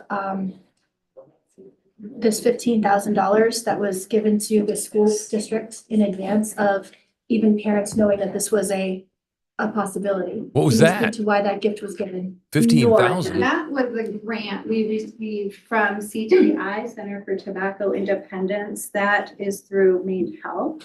That's totally, it has nothing to do with this. That was something that was designed to help us bring tobacco treatment to the school, which we're now providing at school. That money came with that grant, with that work. It has nothing to do with this. Totally They're a hooah. independent. The next question has to do with, you stated that, that medications are filled by the parents, They or still may you would yet. go get those medications if the parents so requested. However, there is a pending lawsuit against your organization with Lawrence High School for medication Zoloft specifically being dispensed and sent home with students in plastic baggies. Uh-oh. Please explain. So I don't know anything about that. And I've been here since they opened about 4 years ago. But if there were any specific relationships or information with a Holy particular shit. student or parent or teacher, whatever it is you're talking about, I wouldn't be able to share that information anyway because that's a HIPAA violation. But what I did say was that any prescriptions are sent to the pharmacy, just like a prescription that your doctor would prescribe you from your own primary care. And parents or guardians, they'll go and pick those up. But maybe a parent or guardian says, hey, I can't get over there and I know so-and-so needs an antibiotic. Is there any way An you guys can antibiotic. go get it? Sure, no problem. One of us will run over. We're not and talking get it about for them. antibiotics. And we have the student come to us when the school day has ended. And we contact Wow. mom and dad, let them We're know getting this that all on the record, student has guys. it. And we log that the student took it, and that comes straight from the pharmacy and it never leaves the pharmacy bag. Uh-huh. And that's only if the parents requested it. And the last question I have at this moment, is who decides decision-making capacity for a minor child? A provider, so. A provider. The medical clinician. The medical clinician. Through their interviews and their interactions. Wow. But who gives permission for that child to be interviewed in the first place as a minor child? Under the law, the state law, if the child sought one of those 3 services, substance use disorder, mental health, or boy. family planning, which then the Family provider planning. would interview them. And if there was a course of treatment needed, they would decide whether they could do that based on the decision-making capacity during the interviews and the visits they had with the We got student. you on tape, lady. Are you aware of federal law that This is actually fire. states that on school property, there are prohibitions from things like invasive, let me find the invasive procedures such as insertions, exposure of body parts, and here it is, I'm sorry. Parent guardian consent shall be required for physical examinations if given by the school physician under the auspices of the school. It also says, under federal law, for the purpose of this policy, invasive physical examination means any medical examination that involves the exposure of private body parts or any act during such an examination that includes incision, insertion, or injection into the body, I which does don't not know, include man. hearing, vision, or scoliosis. But she's And this is verbatim from federal law. laying the So smack this, down. how do you do that on school property when this is in violation of federal law? We'd have to look at that, but just to remind you, we are not the school physician of record. We are operating an organization within a space within the school. I assume that the school has What like does that mean? a physician of record or a provider of record. We do. And I'm not familiar directly with what you're referencing, so I could take a look at it. Oh. But that's not what we are, if we are operating a school-based health center. So you're operating a commercial, I understand you're a nonprofit, but you're actually operating a commercial Yes. facility within our school Yes. that you have actually scoped out prior to parents even knowing that this was happening. And our school policy actually prohibits commercial usage of our facility under our very own standards. I'm happy to read them if you'd like me to. Oh, do it. Read it.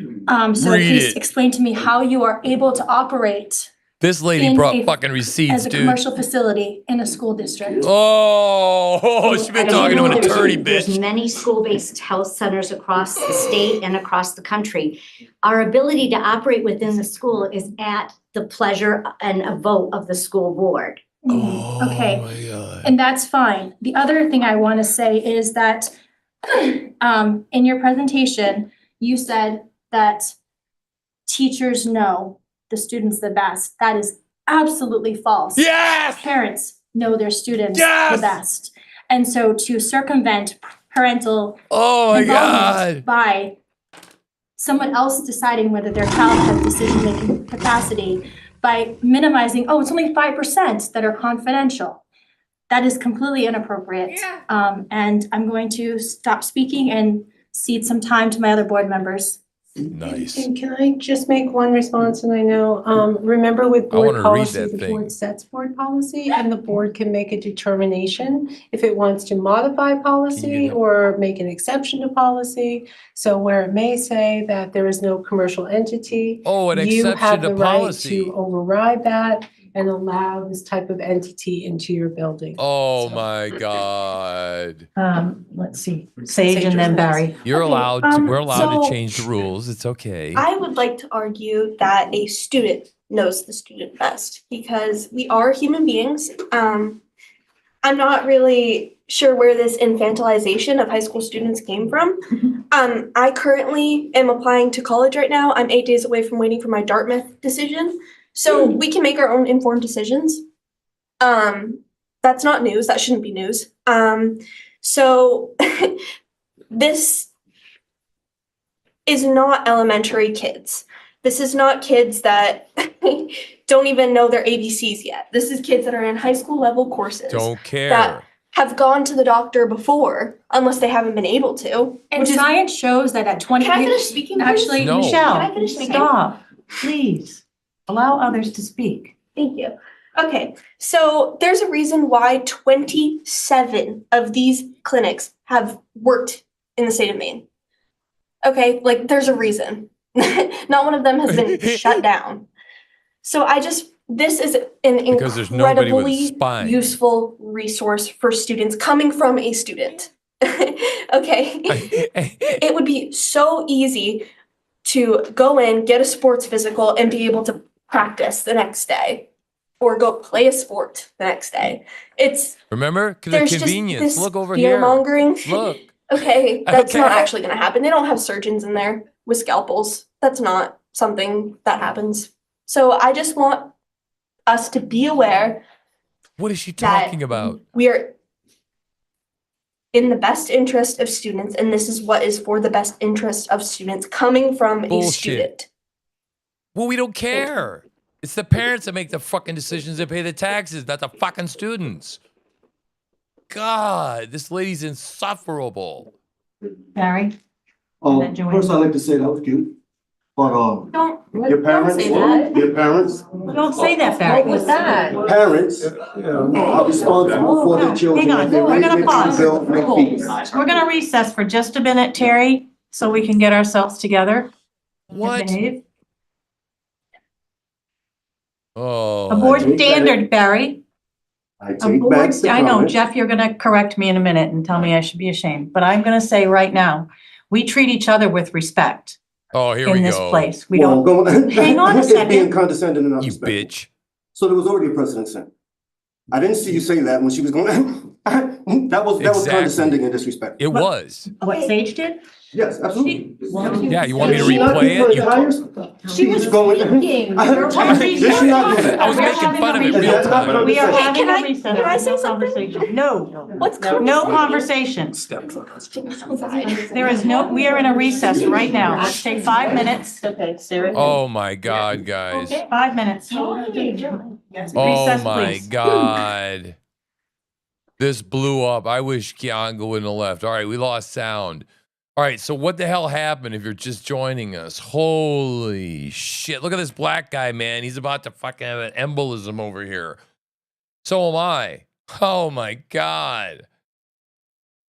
That lady sitting next to him was doing great. And then And then, that lady is up there. I was making fun of it, man. And she's like, because it was lame. It was condescending. It was bullshit. And then when he tries to point that out, they're like, what? Oh, man, guys. Oh, wow.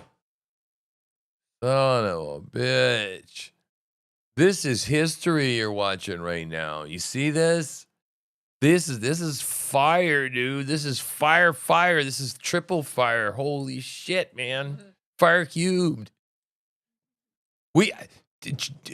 Richard, do you know how long it's going to take to cut these shorts up? We got to get all over this, man. We got to cut this shit out of this. And everybody needs to post this shit. And I mean, everybody needs to do a reaction video to it. We need to flood the zone. We need to find out names and information. I got all the email addresses of these people. We got to keep up the pressure on email. We got to get together. We got to brainstorm. Huh? Oh, whoa, buddy. Man, this is intense as hell. Man, they're getting down in the school district. Oh, my Lord. Lord Almighty. I have never seen anything like this in my entire life, guys. I haven't streamed anything this exciting ever yet, and bar none. And I'm talking about the fight, and I'm talking about the election even. I was plumb wore out after 13 and a half hours of streaming, right? But this is nuts, man. This is crazy.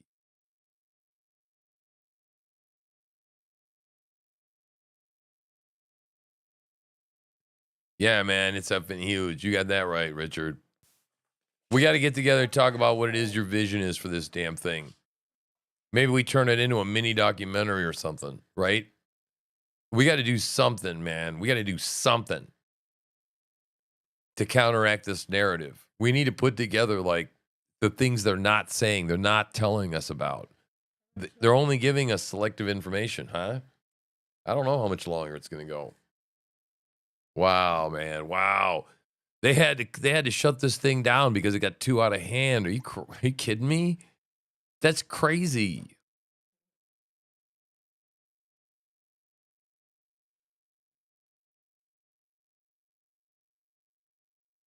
Yeah, they're weak. Yes, they are weak, Alvin. I can smell it. Yeah, they called us all bots, Richard. That's what they said, man. That's all we were. We flooded them with 8,000 mails. They couldn't even read. Well, it's to their mistake if they didn't read mine, which said that I was going to live stream this and cover this, and I was going to make them famous. Yes, I did. Guess they didn't read that one, huh? God, I hate these people.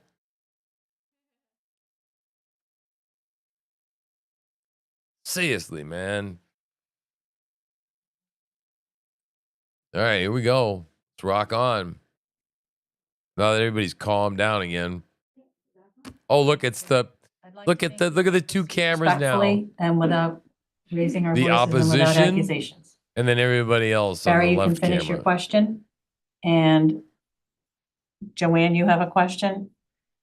We have it's still 2/3 of an agenda to get through. We have to vote to go past 9:30. We Oh are my 45 God. minutes from there. So after Barry's question and after Joanne's question, we're going to move the question. And that's what we're going to do. So, Barry? First of all, what is your name? I can't read it from over here. Sage. Sage.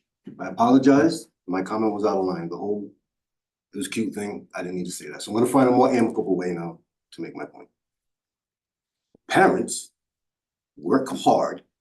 We sacrifice our time and our lives and our blood and our sweat to make sure that our children are supported.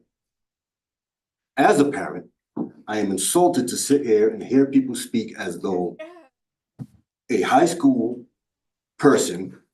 child, I'm sorry to use the word, someone I can think of at the moment, a high school student is able to make responsible decisions without the aid of their parents. It's twice tonight that parents have been made to look like we are minuscule in the lives of our children.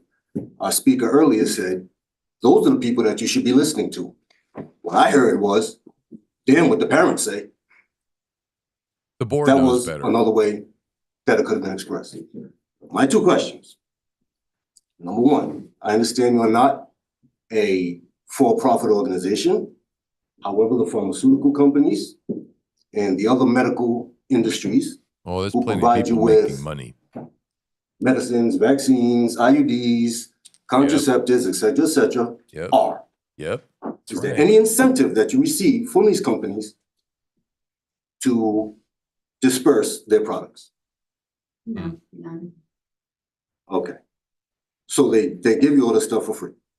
We purchase it. If we have to have a medication in one of our offices, or if we, we purchase the IUD that, we purchase medical supplies from That's these lame. organizations. We actually have a policy that doesn't Welcome, David. permit what they call pharmaceutical detailing, which is when pharmaceutical reps come to your office and they want to meet with you and offer you, lunch and gifts to use their products. We actually have a policy that prohibits that in our offices. Because we don't want to be, our clinicians don't want to be unduly influenced by that type of activity. Okay, so that is awesome to hear. Thank you for that information. Secondly, you made mention earlier about a boilerplate. I suppose this is some kind of docket of information or something that could be provided. Yes. Is that something that we could be provided before we go forward with a vote? We could provide that at any time you desire. Our attorneys, we use the law firm Kozak and Geyer in Augusta, created that agreement. It's kind of very boilerplate. I mean, by boilerplate, we used that same agreement at Lawrence High School, and their counsel and their administration reviewed it. So we'd be happy to provide that to you. Okay, so then parents and the board have not seen this information. Thus, I motion again that we table this situation until we're able to see this boilerplate document or documents that she's speaking of, these agreements, in order for us to make a responsible vote. I second. Just to answer that, the agreement is very similar to all the agreements that your board does with other entities. Like we talked about the sports medicine folks or Center for Tobacco Independence, same thing. It's very, very similar. Like, it's more of standard language type of thing. That's fine, but so is a mortgage agreement, right? They're pretty standard, but the person's gonna wanna read that agreement before they sign it. Yeah, I just So want now to we're add that. signing over the healthcare of our children, which is our most valuable asset. I think that it's only responsible that we see something tangible in print that parents can review, members of the district can review, and the school board can review before we put forth a vote. I'm not asking to curb the healthcare. I'm not saying it's a bad thing. So far from what I heard today, that just sounds pretty good. I've been influenced a bit, but I would like to see something tangible and fine print. Yep. Because the devil's always in the details. Yep. That's the only thing. Devil's in the details. So there's a motion and a second. There was another comment earlier, to make sure you Oh, don't just. I know you just said that only him and her could speak, but I had a couple questions. I didn't see your hand and I'm so sorry. Okay, yeah, I wanted to Yeah, add some me. questions that the public was talking about too. Okay. If that's okay. Well, we I can- now I have a can- motion on the floor. And we have to move on the motion So- first. Yeah, I just Yes. wanted to Oh. clear that up. So we have a motion and a second. Thank you, Linda. Does the board wish to table this till we have all the information? You can ask if there are any comments the first information. regarding the motion, if any people have a right to ask a question regarding that. And then we can move it. What is common is it typically we approve, for example, we would approve having a clinic and then you would look at a contract? Yes, that is common practice. No, That it's you at not. least say, we are supportive in concept. Somebody say And that's then not if right. there is interest in moving forward, then the next step is to work on a policy, No, that's work on a bullshit. You're gonna contract. say, well, you Can approve, that we then be approved brought it. back to the board? Absolutely. But that's common. That's just the way we No, typically. it's not common. What would then be brought back to the board is what I'm trying to understand. If the board then wanted to have a draft of the MOU, and policy, if there is a policy, which would go to policy committee, but that's usually done after the board gives us kind of a go-ahead to move forward with an initiative. We don't usually spend time developing an MOU, developing a policy until we know that there's some level of support at the board level, so. Michelle. Our board guidelines state, the MSAD11 school board recognizes that the primary purpose for use of its facilities is to deliver its education programs, not healthcare. The school board also recognizes the capital investment the community has made in its school buildings and facilities. Point of order. I know the policies, thank you. I don't need them read to me. It is my time to speak. The school I board. called a point of order. So actually, it's up to the chair now. That's right. We all know the policy. Do they all know the policy? We don't make decisions. They're not the decision makers. Okay. And our policies are all online. Mhm. So, So maybe we just call it out at this point. So, Do we just want to go to the Kiara had vote, or do something. you have a Kiara question had about this something she particular wanted to thing? No, just about the. not about. Okay, Motion. all right. Right. So, let's call the question. Make your motion again. I motion to table this into a later date when we can have more information in print. Hold on. That could also be reviewed by. Table. And the board. Issue. The health center. We have a motion and a second. Unbelievable. All those in favor of tabling it until we have an MOU? Oh my All those God. opposed to waiting until? They're gonna ram it through, guys. Here we go. We got it on TV. Okay, so that will be just the reverse of before, so that's 4,508 to 7,955. They're not. They're gonna ram it through. And Kira, I will switch your vote to a no. From the extension.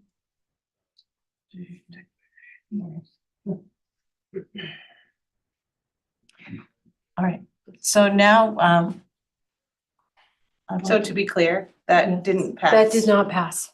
Thank you. Kiara now can speak, yeah. Okay, I just have a few questions, some of my own and some from the public. Someone was talking about like negative drug interactions that could happen and that have happened to other clinics. Has it happened at your guys' clinic, and like do you have the same sort of like information base that students' primary care places like what they would have, even if you aren't their primary care doctor? Well, usually the prescription is filled at the pharmacy of the parent's choice. So the pharmacy. Would you mind answering from the podium just so you're loudly heard and understood? Sure. Thanks. So. Nope, it failed. So usually, of course, we collect a medication history from the patient, but the prescription You're right, is usually Alvin. filled at the pharmacy of choice. Oh, they did And so the this. pharmacy actually We got it also all helps with that by recorded. running drug interactions and identifying that. It'd be the same as if you went into urgent care. They don't necessarily have full access to your primary care records. And so there are some safeguards against drug interactions. I don't believe it's ever happened at our school-based health center, but to say it's never happened within any of our health centers, there's always that possibility depending upon, what information we have from the patient. People are so trusting. Okay, It's and then I sad. have you guys had any issues or hiccups at any of your school-based health centers that have like caused any issues? No, or David, they're anything? not tabling Well, we it. certainly They have voted growing against pains at tabling it. Lawrence. It was our very first school-based health center, so there's a lot to learn No, about they how did you not table kind it. of work within a school and how you interact with school personnel. But we've worked through all of Yeah, those they're gonna vote things, it in. and we have a very successful relationship today. Lawrence is actually building a new elementary school, and they're creating a space for a school-based health center to serve their elementary students. To me, that's kind of an endorsement of the value they place on having a school-based health center in their high school. And then, what exact like reproductive health services will be offered there? Because I know some people have like questions about like if like which types of like contraceptives or like how far that goes. It's, reproductive health services could be treatment for STDs. It could be the provision of birth control to prevent unwanted pregnancy. We're a primary care office, so we're not performing any surgical procedure. If the question is about abortion or something like that. I know people were wondering, can abortion medication, just to make that clear, can a medication abortion be provided?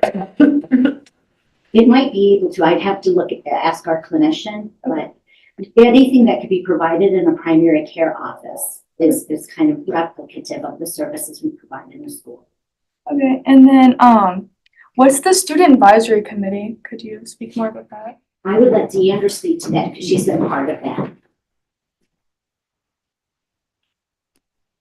Yeah, so we have every Friday, we have a student advisory committee that comes to us and meets with us for 45 minutes. Well, 20 to 45, long story, depends if it's a double period or not. And they do health education with us. They also bring concerns from students in terms of, maybe some, well, actually, someone had a concern on how to treat yourself if you got walking pneumonia because it's going around so much. And so the provider did some education on what walking pneumonia is and how bad it can get and what you can look for signs and symptoms. So that was the discussion. So they bring concerns to us and they also kind of are like a good liaison between with staff as well. Talking about any concerns that they may have from a healthcare perspective with things that they see in students, that sort of stuff. And then we also do activities with them. So whether it's like tobacco awareness type activities, because maybe that's the focus for the month. They'll also do like posters and stuff like that for the school. They do presentations, that sort of thing. So it's just a group that helps bridge that gap from what's happening and what we don't know what's happening and what they want to know and all the education they want to get. So, and then this one's a quick one, but how late is the center usually open on, like when you're in the school? So we typically see patients until 3 o'clock, but we have a 24-hour on-call service that kicks in right after that. Okay. So we have a provider that's always on call that takes those questions and concerns. So that's all I have. Thank you. So to address that a little bit, so there was a question about during the summertime. So if our clinician were off, we have a series of health centers. We have other clinicians that would cover, just like when your primary care clinician's away in your office, one of their colleagues may cover if you have a health concern while they're not there. We have a system to cover that as well. So a student wouldn't be left without refills or care during the summertime. And this past summer was our first summer where we actually were there in a good chunk of days in the summer, which ended up working out fantastically. And I see that happening more this summer because we were kind of busting at the seams the handful of days that we were there. So, yeah. Thank you. Yeah. Joanne, just one more question. You have been very clear that you are actively looking for parental or guardian involvement on everything. And basically those people that are confidential under HIPAA is because there really isn't anybody that is interested or available to interact as the grown-up of the student. Am I understanding that? Because that's what I heard from you, as opposed to we don't pay attention to the parents. Yeah. I'll give you an example. We have a 17-year-old who doesn't have main care, doesn't have anything, nothing, doesn't have a guardian really. He couch surfs between friends and It's part of the alternative learning program, so they try to keep him in school as much as possible. But he just doesn't have anyone, he's not fully emancipated. But he can, because of the law and how it's designed, he can actually speak for himself and his healthcare. But we keep him confidential because he has no other means to do anything with. There's no one for us to tell. And he's still 17. Yeah. And the other thing with HIPAA too is if a child comes in with a rash and it turns out to be an STD, it's very possible that the parents don't even know that their child is sexually active or doesn't understand the way it could be transmitted, that, you know, some people don't think certain kinds of sex is sex. But you are responsible to make sure that you can have a web of contacts for the CDC to find out who else might also be infected as well and to treat the student, correct? Yes.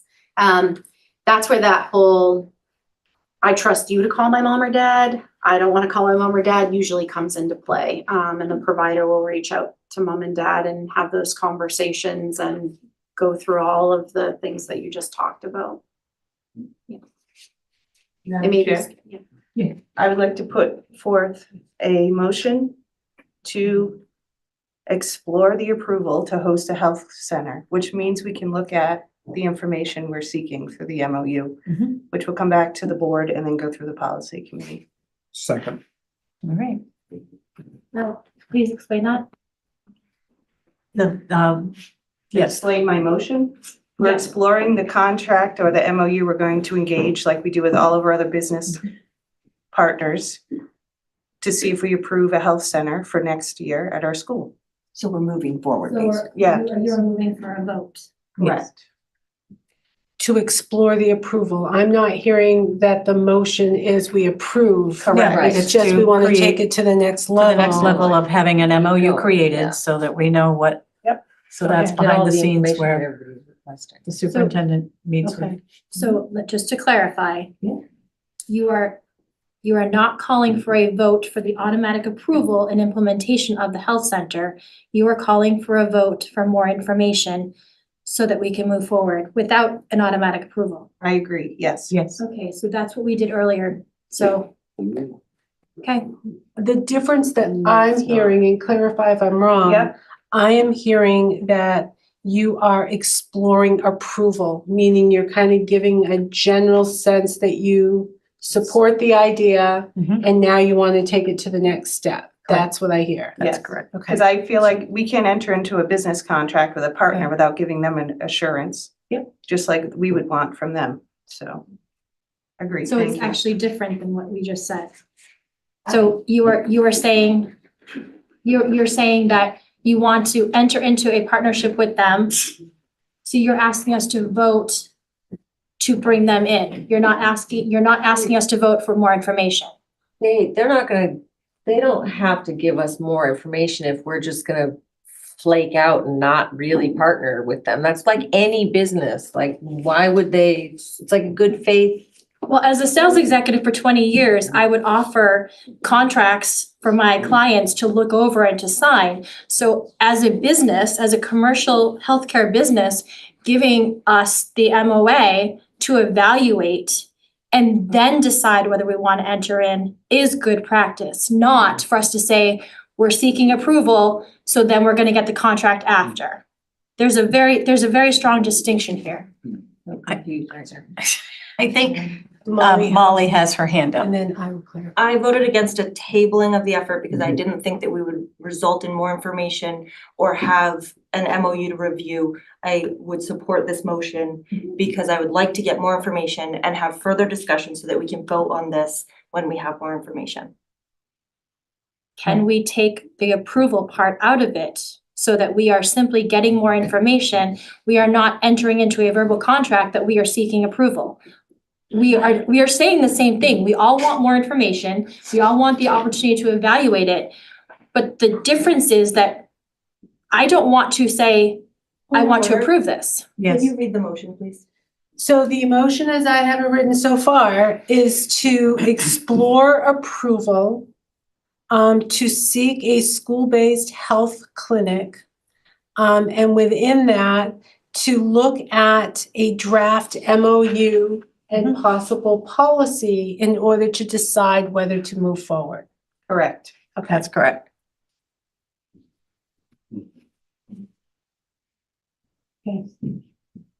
So we have a moved. motion. Yeah, We and have- Tony seconded it. Yeah, Tony we have seconded. it. So I just need the vote. Any more questions or comments? All those in favor? Opposed? Abstaining? Jeff's abstaining. Okay. 8, 2.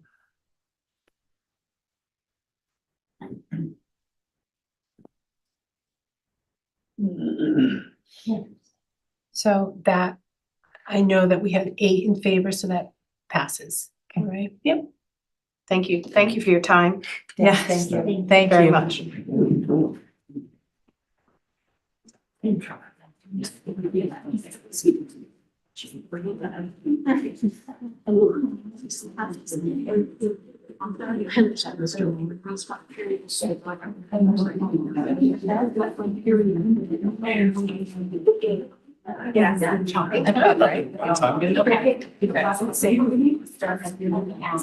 Thank you all for coming and for being part of this. Hoping there was nothing. I just pointed that out. Yeah. Yeah. Like, if I can hear you, Yeah, they- exactly. So moving along, we're at recognitions and celebrations, and there are none. Correspondence as written. Committee reports. I'm ready. No meeting for CATC Curriculum Committee. I'm ready. You go, girl. Okay, I've been ready. So we had a meeting on November 12th, which was live streamed on MSAD11.org. We had a couple of topics we discussed. The first being a consideration to approve a recommendation for a shift in prerequisites for AP US History. Currently, there's only a Sorry US about that. History Honors Program. This would be a motion to approve that, and there's a Oh my God. Yeah, they voted basically to sort of halfway in between kind of what they were going to do. They're approved to move forward, to look at it, to generate a MOU, a MOU, and then at which time then they'll ram it through. Because I don't know what is an MOU anyway. I have no idea. Yeah, it is sort of a win. Plus, they're really, really, really, really, really on the record on a lot of things. This is going to take a bunch of people. We got to, I'm too tired to even think about beginning to look at this stuff. But man, we caught a lot of stuff, man. Oh my God. Oh, okay. The memo of understanding. Right. Okay. Otherwise normally known as a contract? No? I don't know. Yeah, I'll have to look that up. So, all right, guys. That was crazy. Really glad we caught that. And I'm really glad you were here to help us. And here's some more. Go get some rest. Pray. We'll decide what to do tomorrow. And then we'll press in, right?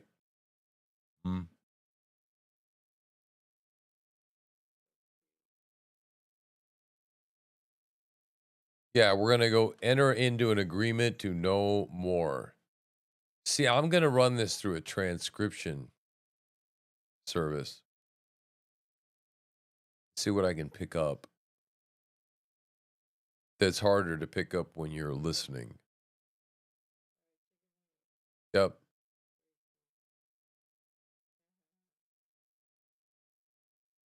David wants more live stream.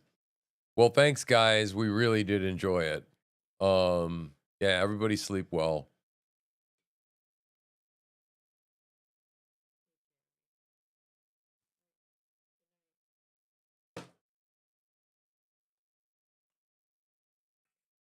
Yep. Okay, man. Absolutely.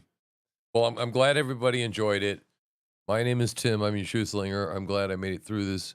I took sleepy pills about 40 minutes ago, man. So I'm faded right out already. So I gotta do a moo though. I mean, I'm just that anal. Where's the moo? Can't find my moo. I'm looking for it. Don't cry. Yeah, I know what it's called. I can't find it. There it is. Good night, guys.